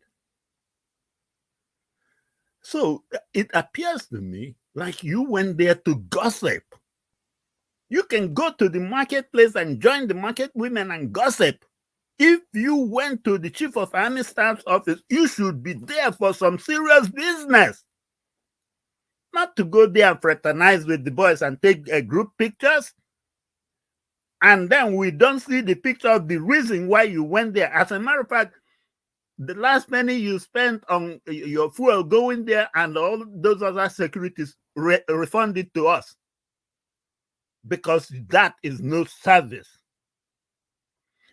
Now, this officer, the colonel, has sent, did you find out or look at her, since you're now a prophet and a seer? Did you look at her? You saw her?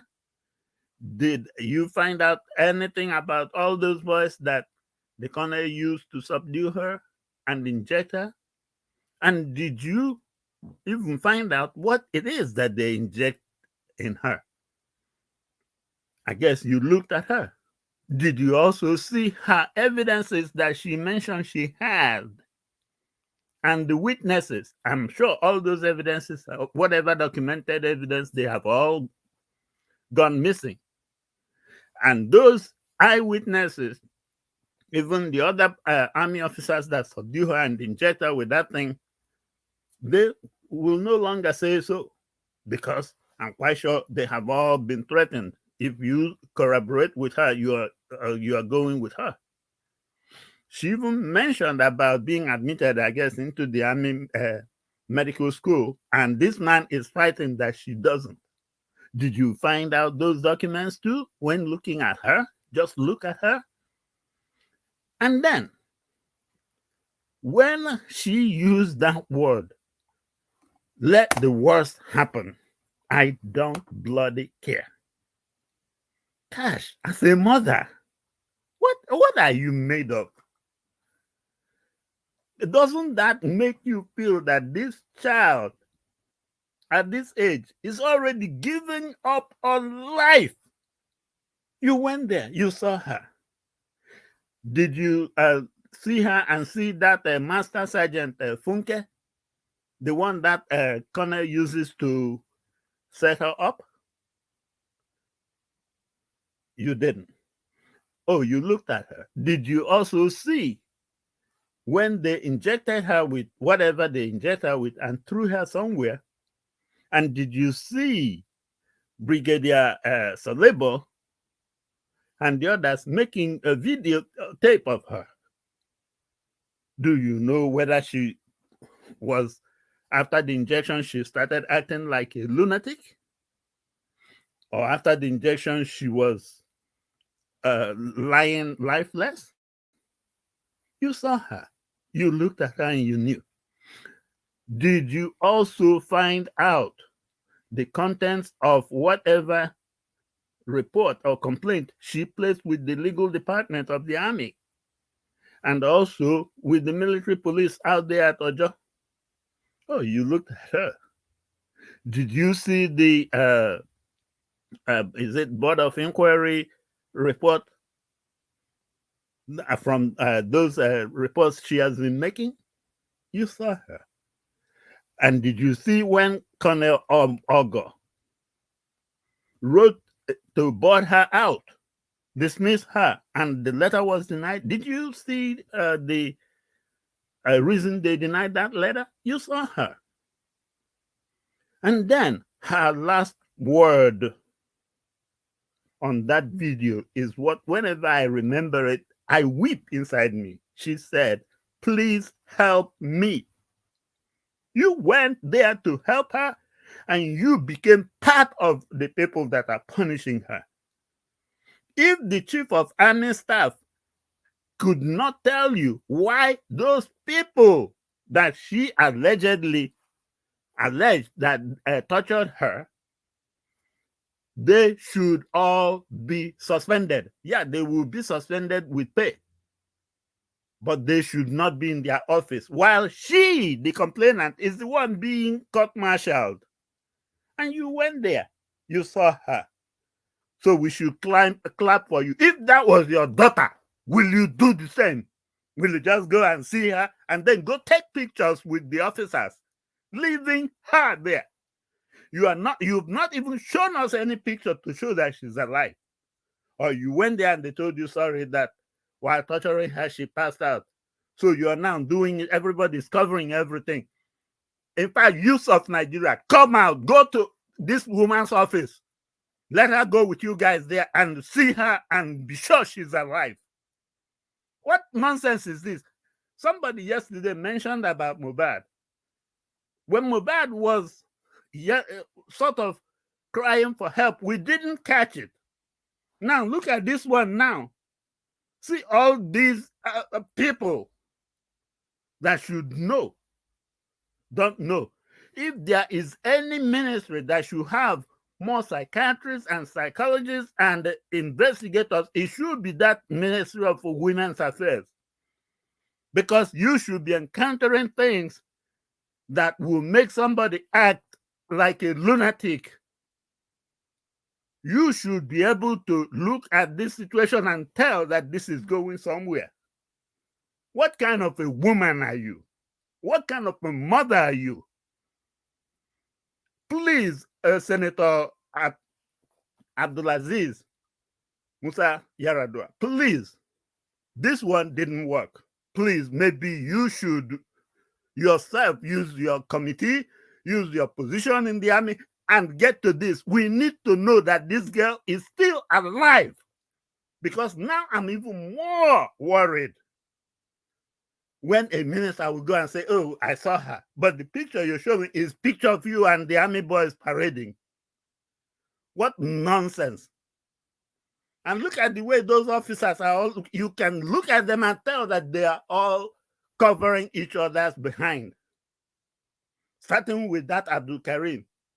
And then that nonsense brigadier general who doesn't know that his rank is now higher, that he should stop all this association with those colonels in that kind of a level when it comes to covering somebody's behind, especially when you know they did the wrong thing. You are now a superior officer. You should be able to call that Abdul Karim and tell him not to do that. Instead, you were one of those that were videotaping her after she has been drugged, injected with that nonsense, and dumped wherever. Please, Minister Uju Ohanenya or somebody, please, Minister of Women Affairs, go on a repeat trip to that Chief of Army Staff's office. And when you get there, you want either one room with no army and no army surveillance, with you and your investigator and your video recording, record this girl.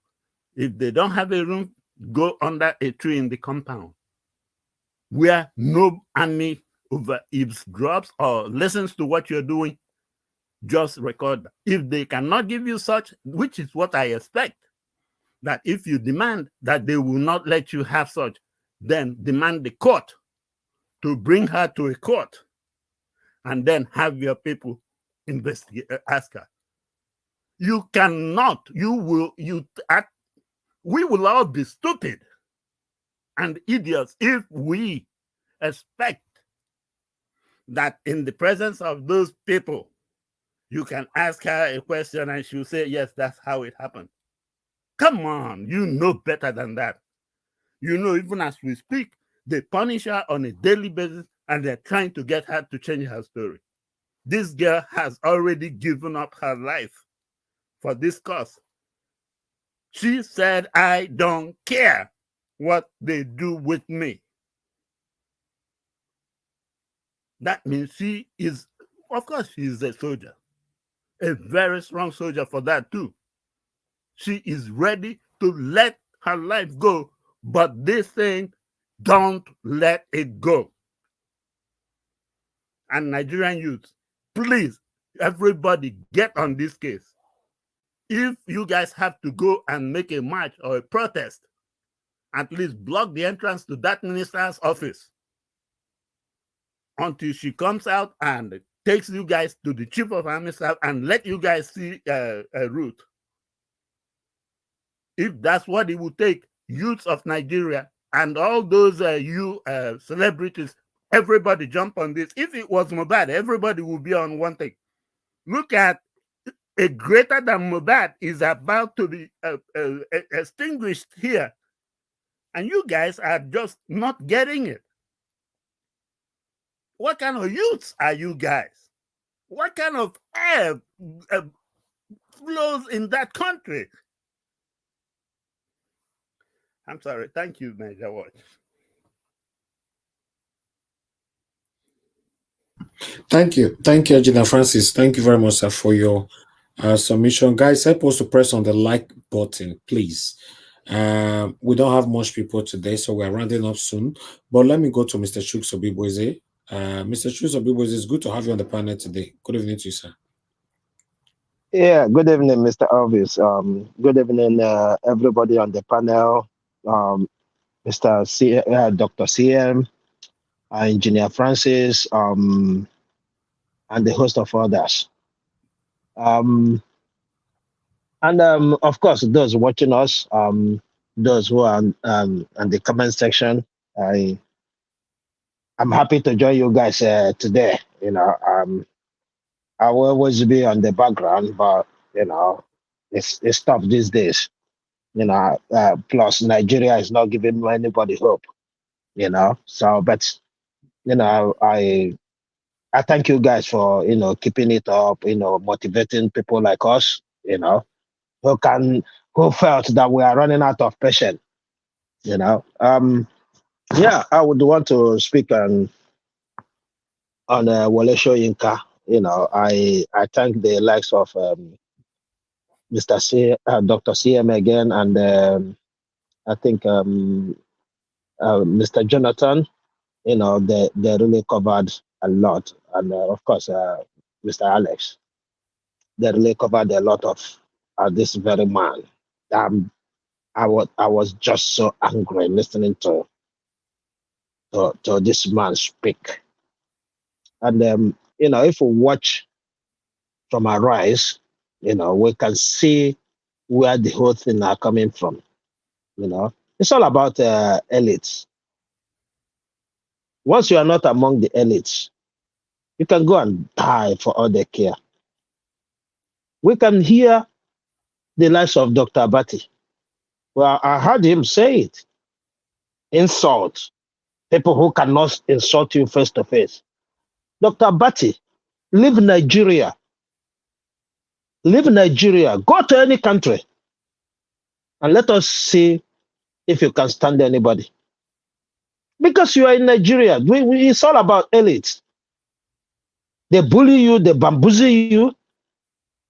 What is even this insult you are talking about? What is an insult? Can we define what is an insult? Can we define it? Because I'm sure if we define an insult, the likes of Wole Soyinka shouldn't be talking anywhere. Mr. Abati, because I'm not going to call you doctor, because that is to disrespect the likes of Dr. CM. I'm not going to call you a doctor, because you that are explaining to us. I don't want to use the word Wole Soyinka use. I promise myself not to use it. But the likes of Dr. Abati is coming to lecture us on that, to explain what it means. Thank God for Rufai, because Rufai made it clear to them. Your time have gone, and there's no way, I repeat, there's no way you're going to run it back. It's impossible. I think one of the things that sets Wole Soyinka off is they took away the weapon he used to bully Nigerians. I mean, not Nigerians, his mates and the younger ones that's very close to him. They took away those weapons, which is the media. Because anytime he wants, he just call one newspaper, come here, and they start to talk whatever. I'm not like him. I'm not gonna insult him or use some unkind word or against him. I'm tempted to do, but I'm not. Because they've taken away this thing that he used in bullying people. That's the only reason why he's angry. I'm telling you. That's the only reason why he's angry. For those who don't know, he was a former business partner, rice import of Aguado. So probably that's why he's protecting his interests and protecting the interests of Aguadorians. But on this occasion of social media, there's nothing he can do about it. If he likes, let him tell Aguado to ban it. There's nothing he or Aguado can do about it. Like Rufai said, if you are serious about it, talk to the owners of this social media. Let's see what they can do. Are they going to do it? Who are you? They're not. They're not going to do anything about social media. And that's why I like the angle Rufai came up with. In the 90s, this same man, they used radio that they were hiding all over the places, mobile radio,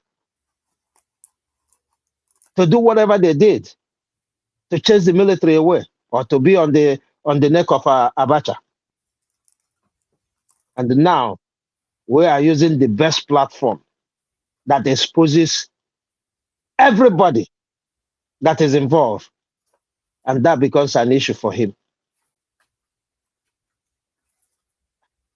I mean, I always say this. I used to respect this man, reading, few of his books, reading his, what is it called? Searching his Wikipedia to see what he has done in the past. But from the moment he called Nigerian youth, that name he called Nigerian youth last year, I totally lost the whole respect I have for him, because it tells me that whatever he's done in the past was, just a pretend. I'm not gonna give excuse of his age, because he still articulate things. He knows what he's doing. His family knows what he's doing. Because if his family felt that something is wrong with his him articulating things, they would I don't believe they would just allow him to go to the press and start talking, considering his status in the society. So this is something he calculated, he wanted to do, especially like the previous reason I gave. His weapon of bullying, they've taken it away. And now he thought that African youth will continue to think, hence you are an elder, everything is okay. No, we African youth, we are going to change the narratives. We are going to change the whole way things are being done. There's nothing the likes of Wole Soyinka can do about it. They will fight. Just like in any other thing. They will fight. And I'm so angry that the likes of Dr. Ruben or Mr. Ruben will come up to give an excuse of insult. And that's why, Rufai educated him. He gave him a lesson. Even him, Rufai, is always under attack. Has he advocated, taking the powers of social media? No. Because in the same way, that same social media makes, I don't know who is Abati. The same social media. Because I wouldn't have been watching what is it called? Arise News, if not for social media. Am I saying I'm gonna go pay for satellites to watch Arise. No, but because it's on YouTube, which is social media. That's why I'm watching him. It's a pity. It's a pity. And some of these people, we call our elders, we need to be careful. We seriously need to be careful. Because some of them, or many of them, don't even deserve one single respect from us. Not one. I mean, people who want us to remain the same way we are while they enjoy the loot of over 60 years and continue to loot for their kids and preparing their kids to take over the battle from them. We need to seriously ask questions and be careful. Because, like I said, for me, I don't know how many of them I have respect for. Seriously, since last election, I don't know how many of them. I don't want to repeat what people have said, but we know what happened before and after the election. And these people we still call elders.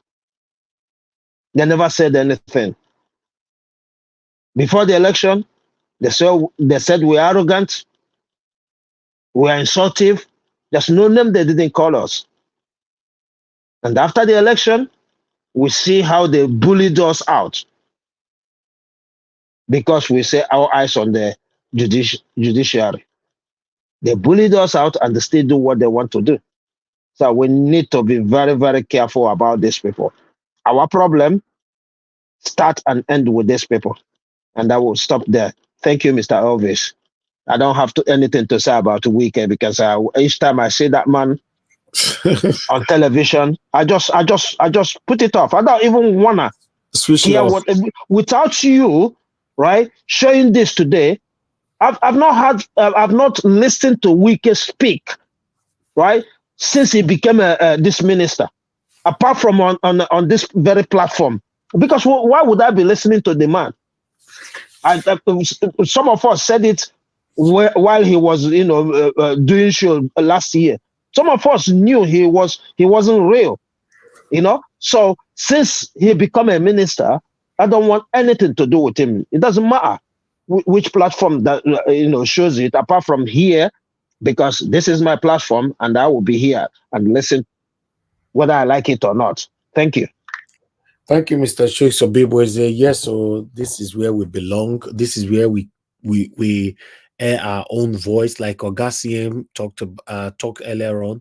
He said that they will not allow us to echo or pour out our plight on channels, Arise, or any other mainstream media. This is the only place we can do this, and they are calling us barbarian. Okay, no wala. Let's move on, people. I appreciate you all. We've come to the end of the first submission. We're going to have our final submission right now. Guys, thank you very much for your time. We're almost 3 hours. I believe we'll run the 3 hours here. So this final submission, I'm going to give, let's do 6 minutes. I think will be nice. Let me come to Mr. Jonathan. Mr. Jonathan, please give us the final submission. 6 minutes. Thank you very much, Mr. Elvis. Thanks to everyone, to all the submission today. After listening to all the submission, from everyone on the panel, the likes of Mr. Alex, Dr. CM, Mr. Chooks, everyone, and even the caller. I just come to the conclusion in the last hour or so that what we have in Nigerians, the so-called elite, they call themselves elite. So I will refer to them as so-called because you can define it in any other way than what we know it to be, elite. I'll put it there, quote and unquote, elite. I will call them educated barbarians. That's what they are. They are just educated, because you can be educated and still be uncivilized. Education does not class you to bring you to that class of civilized people. No, you can be well educated and still be profoundly uncivilized. And that's what I will call them. They are educated barbarians. Because I don't see someone who is educated, who is not a barbarian, that will support a rigged election. First of all, to start with, let's start on that basis. I don't see that. I don't see someone who is civilized, as they call it in Nigeria amongst themselves, the so-called elite. You are civilized, right? And you can still support a certificate forger. If you are not a barbarian, I don't know what the meaning of barbarian is then. I don't know. Maybe you want to give it another definition. So that's just what you people are. All of them. Put them all in one basket. They are into the basket of barbarians. That's what they are. All of them. None of them has the guts, the effrontery to come out and call people barbarians. You don't, because that's who you are. You are only playing the fast one on people. If you don't know today, henceforth, that's who you are. You are barbarians. You cannot tell us that you are not a barbarian when you cannot come out, at the minimum, speak out, speak truth to power. You can't even do that. You can't even do that.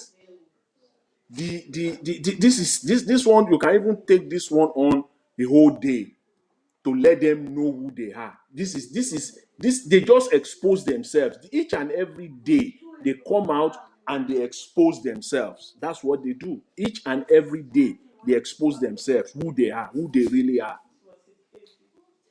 The issue of, as I was saying earlier on, as I was talking earlier on the issue of the Nigerian money, and I wanted to make a point, but time was not on my side. But let me quickly make that point now. Let me say this: the robbery, the looting of the Nigerian Commonwealth is coming from two fronts, two strategic fronts. The crude oil money, they are stealing that. Everybody knows that. Fine. That's one front. The second front is that because it's a country that they call a country, a government, which in some sense is a business. They run it as a business because they have income and expenditure. That's how a business runs. You have income and expenditure. Therefore, they will come out with a budget every year. On that front is another looting. So they are looting Nigeria from two fronts. Because the money they are looting from the crude side is no longer enough and sufficient for them. Because if you earn money from crude oil and the money is sufficient enough for you, that is the money that is needed to run the country with all incomes, internally generated revenue that is coming. That is still not enough. They are now also looting from borrowed money.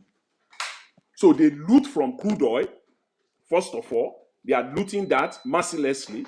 They are also looting the borrowed funds. So those are the two ends where they are looting Nigerians' money. If it were to be the crude oil alone, we might even say, okay, fine. It is my own resources. I'm looting myself. After all, at the end of the day, I'm not going to pay somebody for anything. It's my own money. I'm looting. I'm depleting my own resources. But you are also looting the borrowed money, which you are responsible to pay back at some point in the future. So they are looting that as well. The Nigerians just don't ask the simple questions.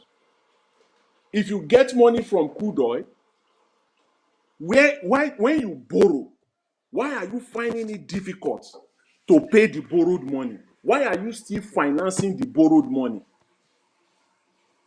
You can see, and I hope Nigerians can just see. They believe that people will not understand this, that it's a little bit technical, it's kind of complicated, people will not see through it. But guess what? No. This is 2024 now. This is 2024, and Nigeria is moving on. the looting the ongoing looting of the Nigerian Commonwealth is not just from crude oil. That is why they will come up with budget, and they will say it emphatically, clearly, expressly on their own budget. They will say the money we will use to finance this budget will come from two sources: borrowed funds and internally generated revenue. Ask them about the internally generated revenue. It's all lie.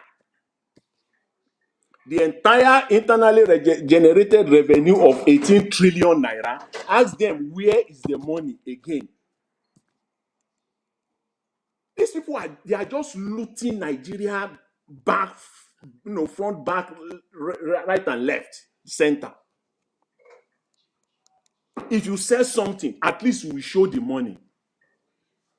See, as Sanusi said, he said the minimum per capita income for Nigeria will be $4,000. That is still you are still not a rich country. If they are actually using that crude oil, if they are actually bringing it home, per capita in Nigeria will be $4,000. Do you know what that is? Per capita. Well, that means that one individual in Nigeria per capita will be $4,000. That is still even considered still consider it not to be rich, but that is what Nigeria will be. Just the crude oil alone. They are not bringing the money home. They are not bringing it home, and they are lifting this crude oil every day until somebody asks them, where is the money that you are bringing home on a daily basis? On a daily basis, not monthly, not quarterly, not annually, daily. I understood the fact that oil business is contract, and it is called future contract. It's called future contract, which means that the crude oil that you will sell in April, the one that you will get paid in April, you sold it in January, but you will get paid in April. That's how it is structured. Okay, fine. Where is the money for September? Where is the one for October? Where is the one for November and December? Considering the fact that the one for January, even for December, has not hit the Nigerian account. But where is the one for September, October?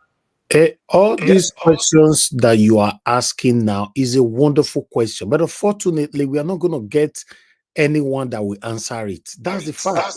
Yeah, Mr. Elvis. See, the way Wole Soyinka came out today is everything you are doing on this platform is eating them, whether they like it or not. And one of the areas or the reason why they are going away with it is because people are not informed. Once they know that people are aware, that is the starting point. That is how we can fight them. They must know. If somebody is stealing your money and you don't know, they will continue to steal. The day you are aware that this person is stealing my money, that is the day, that is the beginning of the end of that loot. So everything we are saying now is so critical. We must let them know, so that at the end of the day, they will not come out and tell you that Nigeria doesn't have money. Nigeria, that there is no money. You can't come out and tell us that. And then when they go and borrow again, because I know we're going to hear another one coming. In fact, if you go to the World Bank website now, there is another negotiation going on. It has not been approved. Normally, World Bank they will update their website, because that one, corruption no day for that one. You can't use Nigerian corruption. This one is World Bank. They publish it. There are ongoing now. Those ones that they call, you will see status unapproved. But go there again in about 30 days or 60 days time. You will see approved. Approved. You will see there are some that are still going now. They are all there. They think that because they know that Nigerians don't check all these things, it is what they come out and tell us that we just take. And one thing that pains them so much is when they come out and tell us and they see some people not taking it. That thing pains them. That is why they will come out with propaganda, because they want to shovel it down Nigerians' throat. They want to come and lie. Just take it, go in, enter your house, go and sleep. We've said it, and that's it. That's why Wike can come out and tell lies about the security situation in Abuja. That is why Oyo state government can come out and say it is dynamite, when we all know that it is not dynamite anything. And they want you to take it, swallow it, don't say anything. So when they now see people challenging their position on every subject, that is why they come out with their propaganda. How Nigerian police will come out that they have arrested somebody, when we know Nigerian police very well. When was the last time Nigerian police came out that, okay, there was a kidnapping in Abuja yesterday. We are now notifying the public that there was a kidnapping. Please be on the lookout. Put out all the information, numbers to call or anything. Nigerian police will not do that. It is only when people are reacting, when people are shouting and people are screaming, then they will react. And they will react with propaganda. They react with propaganda. That's what Nigerian put. And they want you to believe it. They want Nigerians to believe it. So that is the state where we are today in Nigeria. But we will continue saying it the way it is. And I know that the more we say it here, it is them. It really, really is them. Really, really hard. And it forces them to commit more and more error. Thank you very much, Mr. Elvis. I really appreciate it. Thanks to everyone. Have a pleasant evening. Thank you. Thank you very much, Mr. Jonathan. Thanks for your deep analysis. You always doing this. Thank you very much. God bless you. But in terms of the police is not just 100% bad, though, to be honest, if you want me to say. Because just yesterday here, I believe, no, day before yesterday, I saw where police sharing their emergency number, although I not call them, I not call the number. They share their emergency number in case of you find any suspicious movement in your area. You should call social numbers and all that. If you have to go check it, let's say fine. None of us is happy 100% with our police force, but let's ask ourselves, how are they treating this police force, these police officers? Are they getting paid? I don't know. So everything, every Mr. angle Elvis, is messed see, up. the way Nigerian police works, we all know. If there is a crime, if somebody is murdered today in Nigeria, and that murdered person happens to come from one of the so-called politician family or a top person in Nigeria, they will tell the Inspector General of Police, produce somebody, otherwise your job is on the line. And they will go and bring out one criminal. They will go and bring out one criminal and say he's the one, because they must do something. All right. That's how they work. And how do you want to believe that kind of force, that kind of police force that is so criminal? I know that, yes, Okay. if you give a Nigerian policeman 1 million naira, he will kill. He will kill for 1 million. No, not all. Not all. Not all. Yes, Say some one. of them will. Say 1 million. Jonathan, you are too generous. 50,000. Say 1 million easy to get. How many Nigerians? If you tell them go house, bring 100,000, how many? Count. Just enter house, give us 100,000 within 2 days. It's not easy. Now you talk 1 million. 50,000. Give 50,000. All right. Let me come to Gina Francis. Gina Francis, please give us your final submission, sir. 6 minutes. Thank you, sir. Thank you very much. Actually, Madam Minister, maybe I was very angry the last time I spoke, but please, when you took off from your office and went to the Chief of Army Staff's office, what were you going? I mean, what did you ask him? Did you ask him a question based on what you don't know? It was Barack Obama. I remember a time the press were badgering him on something with regard to Hillary Clinton. And he told them that he wants to sit down and talk with Hillary Clinton. That he wants to know what he is talking about before he opens his mouth. Madam, It looks like you went to the Chief of Army Staff's office and opened your mouth without knowing what you're talking about. To know what you're talking about, you should request at least 30 minutes uninterrupted, no eavesdropping, private talk with Ruth Ogunleye, with your own detective and your video recording it. 30 minutes at least. And you should have even gone or sent somebody to meet her father, because she reported this thing to her father. And her dad went to meet this Colonel Abdul Karim. And her dad came and couldn't give her anything to help her.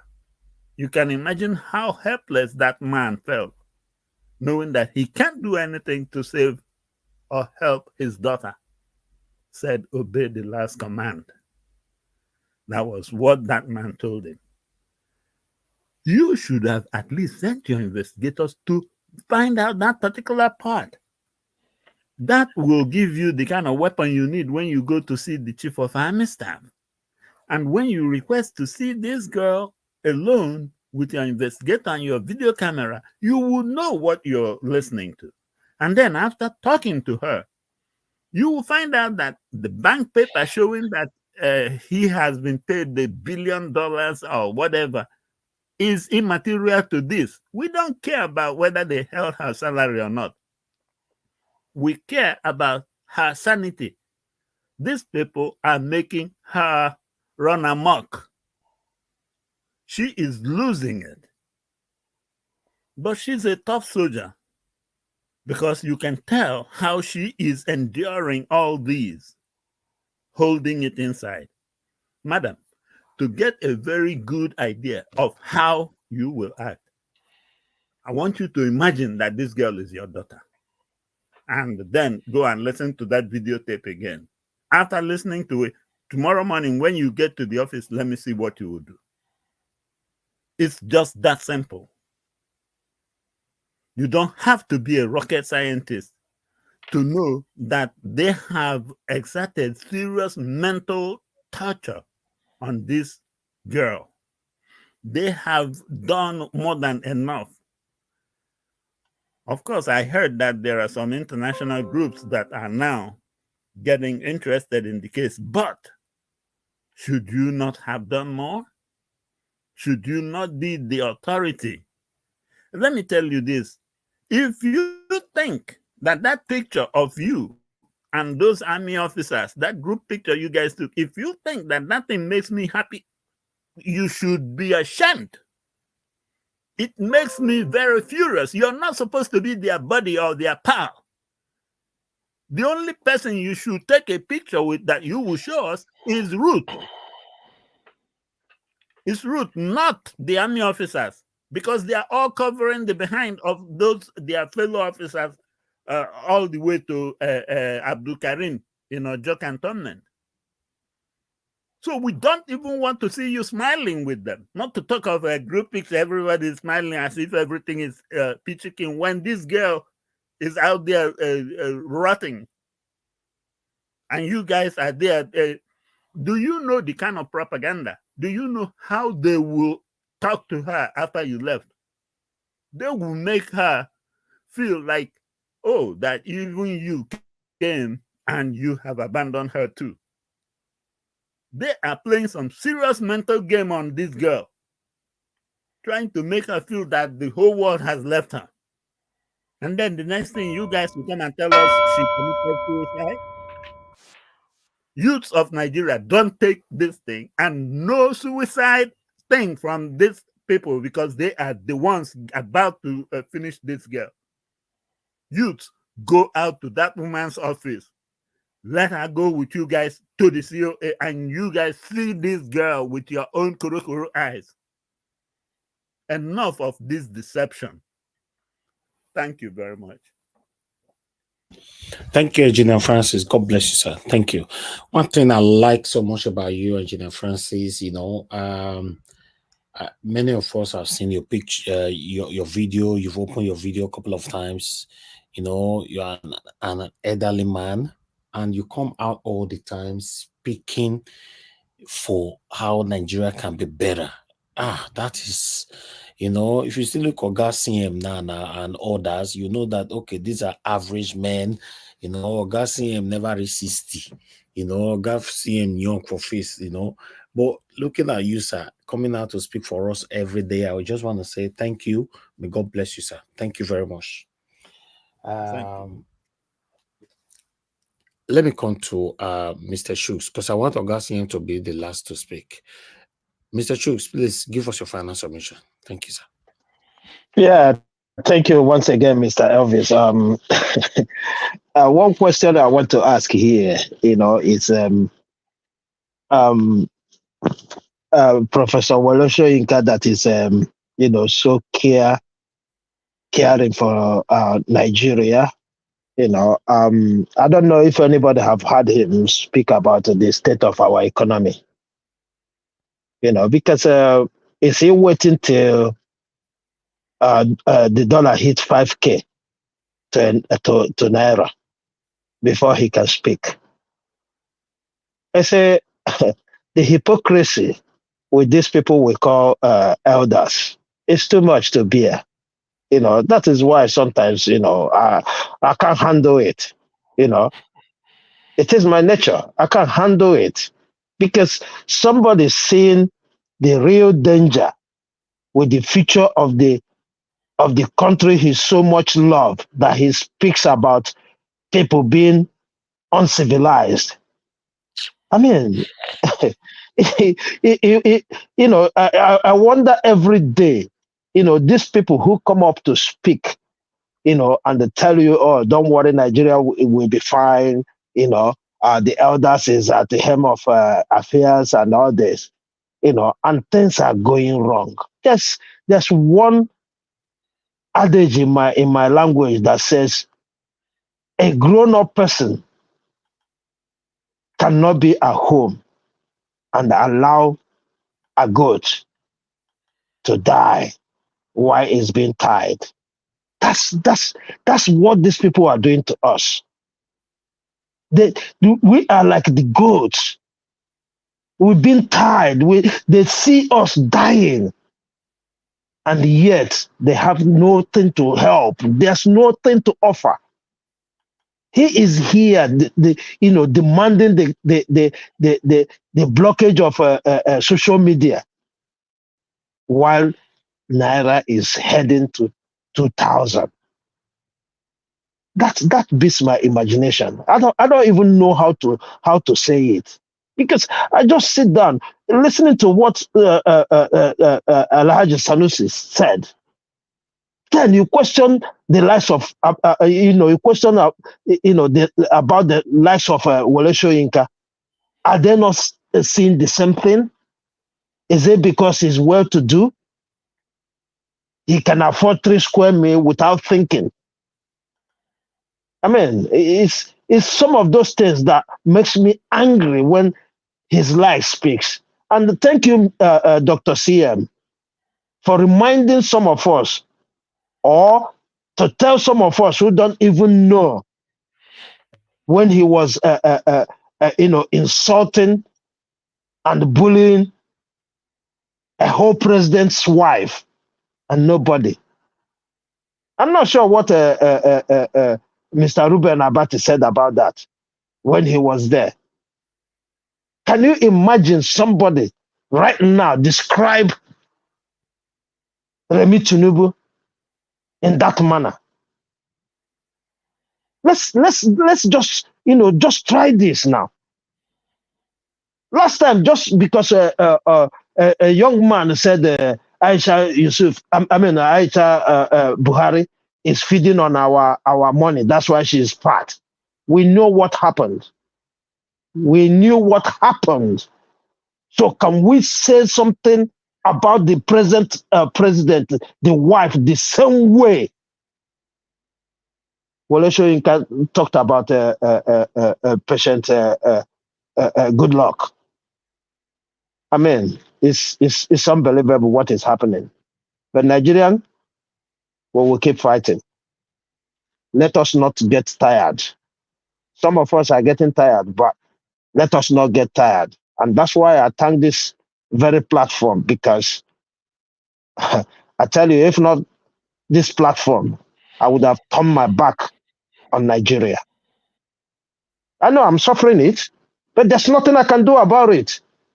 I used to say this during the heat of last election, when people are telling me not to come out and vote. I say I rather be in another man's country and let them do whatever they want with me, because I can endure that. One thing I will console myself is, if they don't see me here, nothing will happen. Just like one of the adage in my language says again, the sea can only take whoever comes to the sea. If he doesn't see your foot on that, it won't take you. So it is unbelievable what is happening. But I thank you, Mr. Elvis.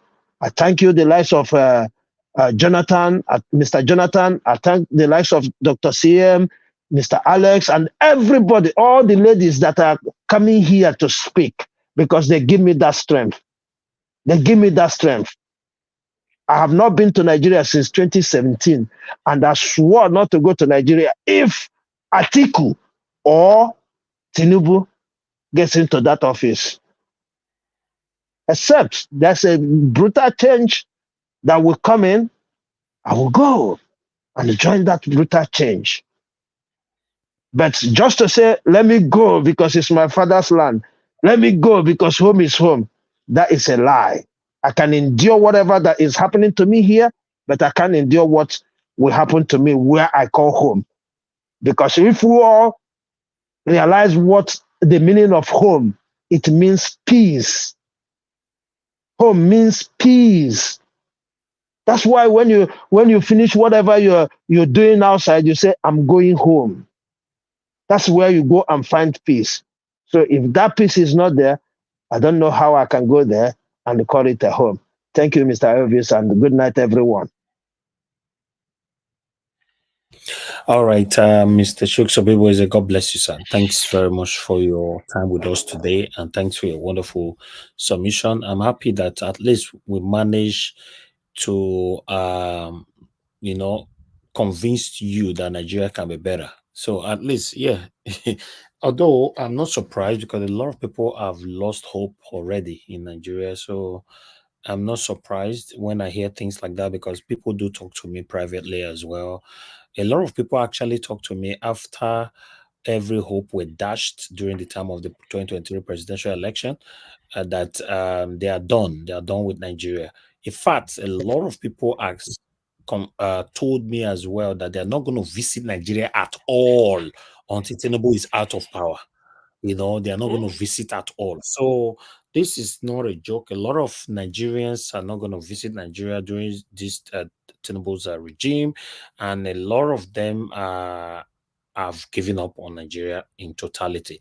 And don't forget, before I go to Mr. CM, don't forget that a lot of people that came out during the time of the campaign, supporting Peter Obi and all that, they were not actually coming out because Peter Obi is an Igbo man. That's why they were supporting him. A lot of them that have lost hope previously for Nigeria, they now get to realize that, oh, even though I don't lose hope, so this country will still feel work. Make I support this man. That is the reason why people were supporting him. For me, I don't man. I supported Peter Obi. So I was not supporting Peter Obi because I'm an Igbo man. I look at all the candidates and I noticed that the only candidate that can change Nigeria amongst all of them is Mr. Peter Obi and Omoyele Sowore. So when it now comes to both of them, and I did comparison, Mr. Obi was having a lot of weight in terms of followership, while Sowore was very, very tiny when it comes to comparison with Mr. Peter Obi. Then I decided to follow Peter Obi. Then I talked to Sowore privately as well. That, okay, this is it. I'm sorry, it's not because I don't like you, my brother, or anything, but look, everybody's here. Let's do this. So what I'm trying to say now is that it's not because it was an Igbo man or anything. No, Nigerians, a sensible Nigerians right now should know that this is not the time to support somebody based on tribalism, based on he came from my village or anything, or we go the same church together, or we work together. No, this upon all this suffering that we all are suffering right now, supporting somebody at this particular time should be someone with competence. A competence that is somebody that you can that have a track record, not just a record, a track that you can track. Just like I come on air every day, I tell people that nobody have anything against me. I'm telling you to go do research about me. That's what it means. And it's on air. It's not like we are discussing in the living room or discussing in our kitchen and it's between you and I. Saying that on the public space, it means that go do your research about this guy. Who is this guy? That's what Mr. Peter Obi was saying. And don't also forget that Mr. Peter Obi said it. He said, and I quote him, if you find any kind of corruption in my name, I will stop campaigning. As these people hate Peter Obi rich, they could not at least find one, may they bring him down. So what I'm trying to say here before passing to Mr. CM, so let you guys know that, please, if we want Nigeria to work, we should stop supporting anybody just because the person is from our village. If we don't stop that, we are not going anywhere. Thank you. Augustine, give us your final submission. 6 minutes. Okay. Thank you, Niger Watch. Actually, there's one funny something. Maybe you must have seen it. Probably you are keeping it for tomorrow or something. There's a short video in which said they will now convert Nigeria, convert out to be collecting taxes for government. I don't know whether you've seen it. I've heard of it, but I've not seen it. I'm blessing no. Somebody tell me. No, you go see. I think it was no be say hearsay now direct from the horse's mouth. The person in charge of tax. But it was in Arise as well, Mr. Elvis. They spoke about it in Arise. You go see, and that one you go raise your goose pimple again. Where don't subside. Your goose pimple go rise. Wow. Nigeria sabi convert. Okay, why can't youth corpers are graduating? You so need them. Why not go to youth service camp? People with first class honors, 2, 1, 2, 2. Recruit and read and write public test. Maybe you recruited like you shortlist 20,000 because then go boku. Then in the end, maybe in 10,000 you need. At least they do test. Then you say tout where they smoke ganja. They one corner. They do in own. They snatch money from people because as a tout now you are not accountable only to your stomach. Now you want give and government work. How? Somebody said this na Tinubu brothers. Tinubu system in Lagos. Now I want use for federal capital. You see, this is funny, but it's true. That is what they are saying, and people are even pushing back immediately. How can you in a country like Nigeria, there are graduates coming out to at least conduct exam, CBT, computer-based exam, just to screen them. By the time you put up this type of adverts in every state, you will see hundreds of thousands. They write a test, stage by stage. Eventually, you get the people you want. Has he come to taking touts? So you want to give touts job. If you now need a job, then Nigeria, from your youth service, when you finish, you go and start touting. Maybe the next round, they come and recruit you to come and be a tax officer. Before it used to be some Boko Haram. We were exchanging fire. Some may surrender, some you catch them, say now they've repented, and now they are part of our army. Hey, I keep asking this question. I think I'll be posing it every day. Is Nigeria heading towards Somalia, or is Nigeria moving away from Somalia? There's no simple and wrong answer. There's no right and wrong answer the way they say. Just argue your case. Just have your facts ready. Any side you choose, argue it very well. But don't look stupid though if you are doing it. That is the issue. Don't look stupid. But you are at liberty to argue it. Is Nigeria moving towards Somalia the way things are now? Or Nigeria is moving away from Somalia? So you decide. Anyway, Nigeria Watch, thank you very much for today. I'm happy we were able to discuss some of these things. The only thing is in Nigeria, what I've noticed in Nigeria is that anybody can be an elite. Anybody. Don't be surprised. Anybody can claim to be an elite. As long as you have access to channels, television, Arise, TVC, AIT, I think there any other one, then maybe Punch or Guardian flash you. You are now elite. Whatever you say should be given a pride of place, even when it doesn't make sense, even when it is mockery. Ordinarily, a country as depressed as Nigeria is, most people will be, in fact, people will even be saying, please, some youths, some unemployed youths, some this, come and feed in my house, come and take some food so that don't go into crime. Let's find you something to do. I've been living in a mansion. I can decide to sell part of this, use it to go and set up a social housing. Some people could do it. Some have so much money. Even if your EFCC hasn't come to you, you can decide that no. From what I'm seeing, particularly when you are getting close to your departure lunch, the way they say, what are you? Okay, your kids, you must have settled them. They're in good they've all studied, have good means of livelihood. Even you've got grandchildren, and you know that your generation can never lack anymore, as long as this world is concerned, because you've done a lot to set them up. Now, in the course of setting them up, you must have, misappropriated some money or did not play by the rule very well. After all, if it's in US, if you don't play by the rule like I had, then you spend some time in jail. But in Nigeria, you don't play by the rule. It's only if you are caught out. And if you are caught out, you know what to do. If you can't do it, then it will be difficult. So why can't some people, those that claim they are rich, some of these businesses that there are some Nigerians that can easily syndicate 1 billion naira, 50 billion naira from all around. Say, look, we want to set up a farm settlement scheme. Let's go to agriculture. Import tractors, tell youths, come. This is for you people. You give out to the society. There's this thing. So my time is up. Okay, let me end on this. There is this think tank, the best in the world, they call it. It's called the Brookings Institution in Washington. The Brookings is the name of a man. The man was a billionaire in his time. He has to use it to set it up. That is where they do research on economics for American government. It's a free something, donate every. So why can't this is the time Nigerians should bring out.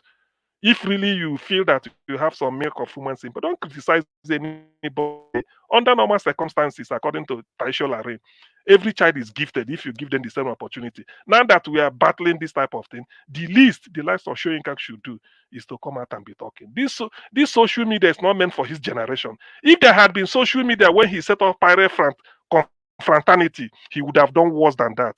I rest my case. Thank you, Niger Watch. All right. Mr. Najawat, Yes, sir.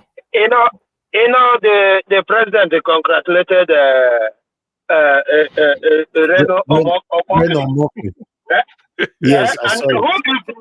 who is worse or uncivilized on social media like Omokri? I mean, Nigeria is at least all these elders, they are lovable people. At least finally, Reno Mokri cannot be traveling to Nigeria now. You know, he was on Ezra all this while. So, so he's happy. Anyway, let's hear from Oga Chris. Thanks, Oga Chris, for calling in. Good evening to you, sir. Please talk to us. Okay. Good evening, Mr. Najawat, and thank you very much for the opportunity to contribute. Good evening, everybody in the panel, the people in the comment section. My name is Chris. I'm calling from Dublin. Can you hear me? Yes, sir. Good evening, sir. Nigeria Watch. Well, I've been listening to the program since. I didn't want to say anything because I just believe that at this stage, Wale Soyinka is not somebody we should worry about. He has completely demystified himself. So it's very clear which side he belongs to. He's simply a tribal bigot. And so the reason I actually call him is to answer Dr. CM's question. Dr. CM, we are asking, are we heading towards Somalia or where are we going to? You see, Dr. CM, it's a very vital question, but unfortunately, Somalia as it stands is better than Nigeria. The reason is very clear. You see, Somalia, it is well defined. The United Nations has defined Somalia as a problematic spot. So what that means is that citizens of Somalia, anytime they are able to get out of their country and goes to any developed country, they can always get the necessary help that they need. But if you look at the website of the United Nations, Nigeria is not classified as a problematic country. So what it means is that citizens of Nigeria, if you find yourself in any Western world, they cannot give you that necessary help that you desire. They believe that your country is okay, but it's just that people are mismanaging your country. According to them, your country is okay, there's no problem, everything is fine. But Somalia is well defined. So Somalia citizens, they have a lot of advantages. For example, if they want to go to school, anywhere they find themselves, they have many free courses they can take. There are many things they want to apply for, they don't need to pay because the situation in Somalia is well defined. But the situation in Nigeria is not well defined. It's a state of, how do I put it? Yes, just like somebody said, I think it was you, Dr. CM. It's just, they know Nigeria is doing balance and it's just trading. They are using the country for trading. At the end of the year, you look at your profit and your loss and then you make budgets. So it's very unfortunate that I have to say this as it stands now. Somalia is a lot well defined and better than the situation we have in Nigeria. Thank you very much for the opportunity to contribute. Okay, dokie, Oga Chris. Thank you, sir. God bless you. All right, my people, we've come to the end of this broadcast. May God bless every one of you. Augustine, do you want to say something? Well, and Chris, make you. Oh my. Okay. Yes, it's not muted. Okay, Chris in Dublin, try and be showing up in the panel. I know you may not be chance, but once in a while, please.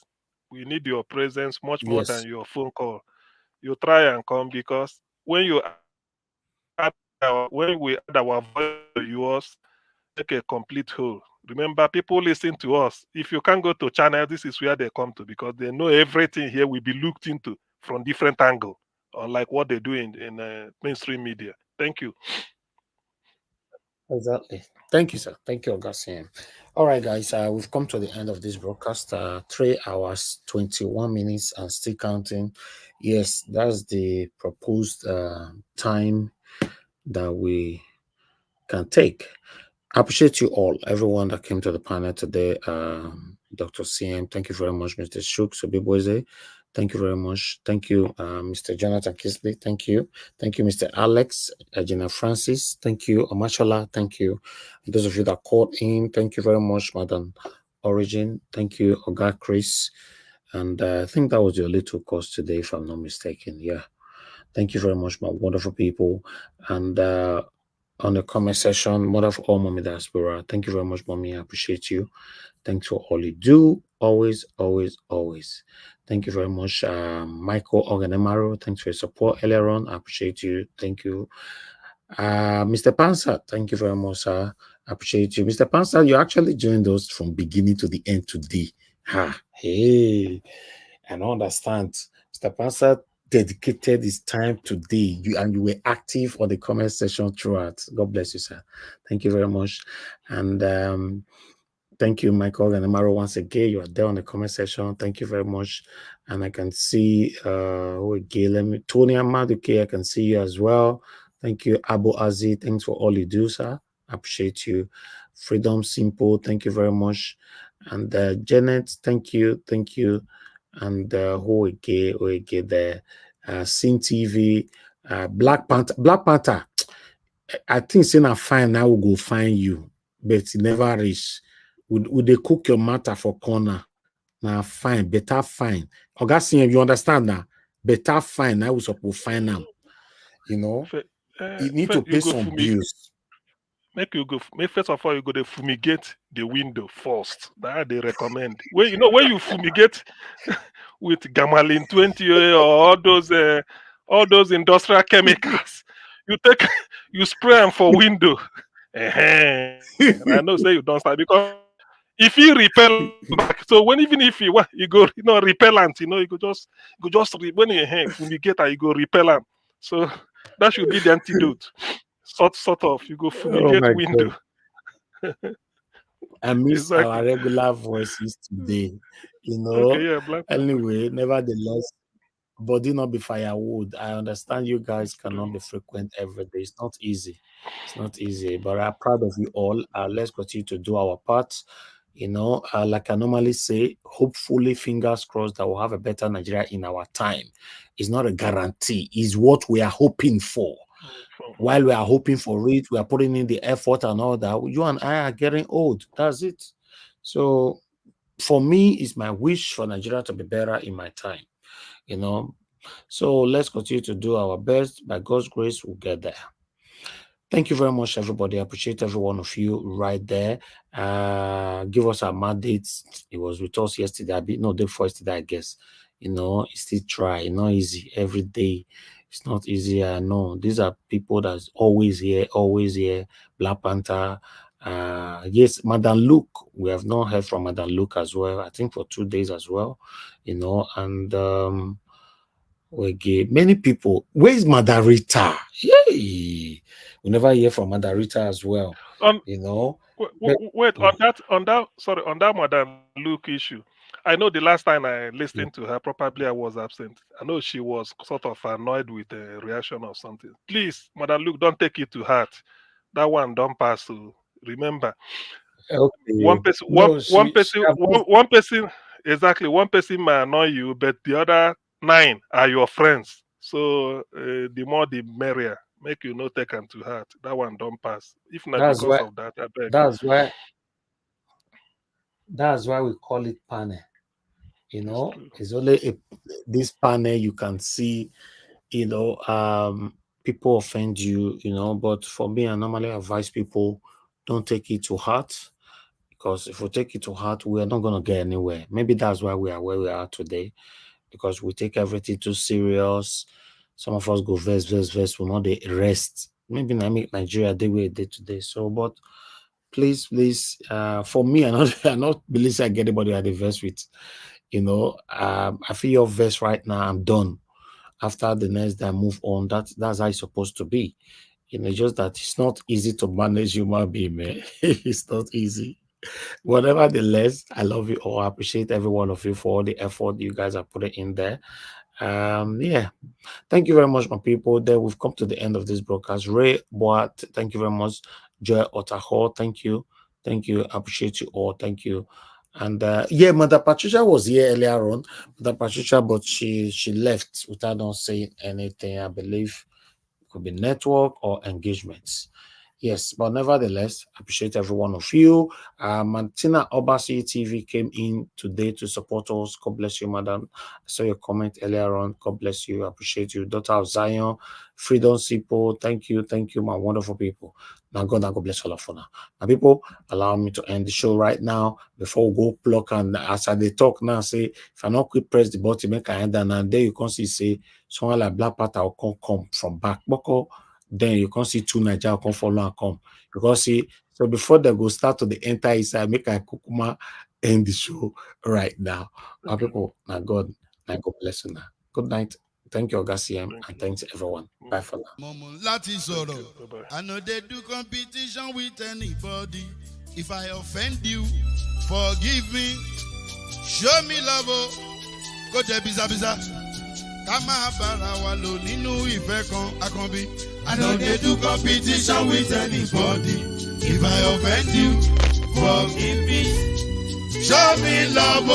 I go show you love. But I know they do competition with anybody.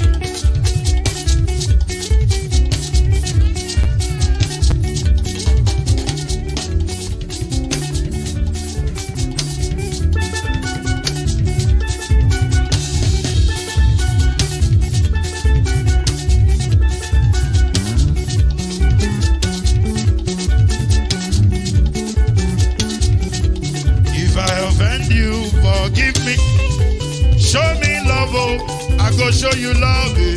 Kama bara wa lo nínú ìfẹ́ kan. I know they do competition with anybody. If I offend you, forgive me, show me love, oh, I go show you love, oh. Kama bara wa lo nínú ìfẹ́ kan.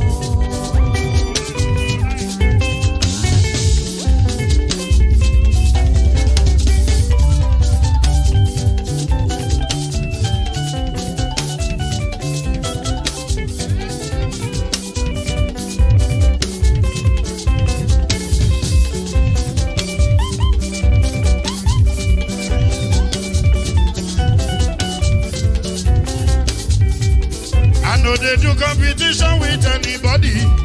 If I offend you, forgive me. Oh, tó bá ti sanwó fún Ṣẹ́gun nàbí o. Ẹ fẹ́ jókù. Alákọ̀bí. Ṣẹ́gun nàbí. Alákọ̀bí. Sábà mẹ́la. Anybody. Anybody. Any bobo. Anybody. Mo ló ń fọlú, ó gbà mí bó ṣe rí mi láti kíníṣí. Délé mo ló ń fọlú, ẹ jẹ́ ń sọ̀rọ̀. Délé òde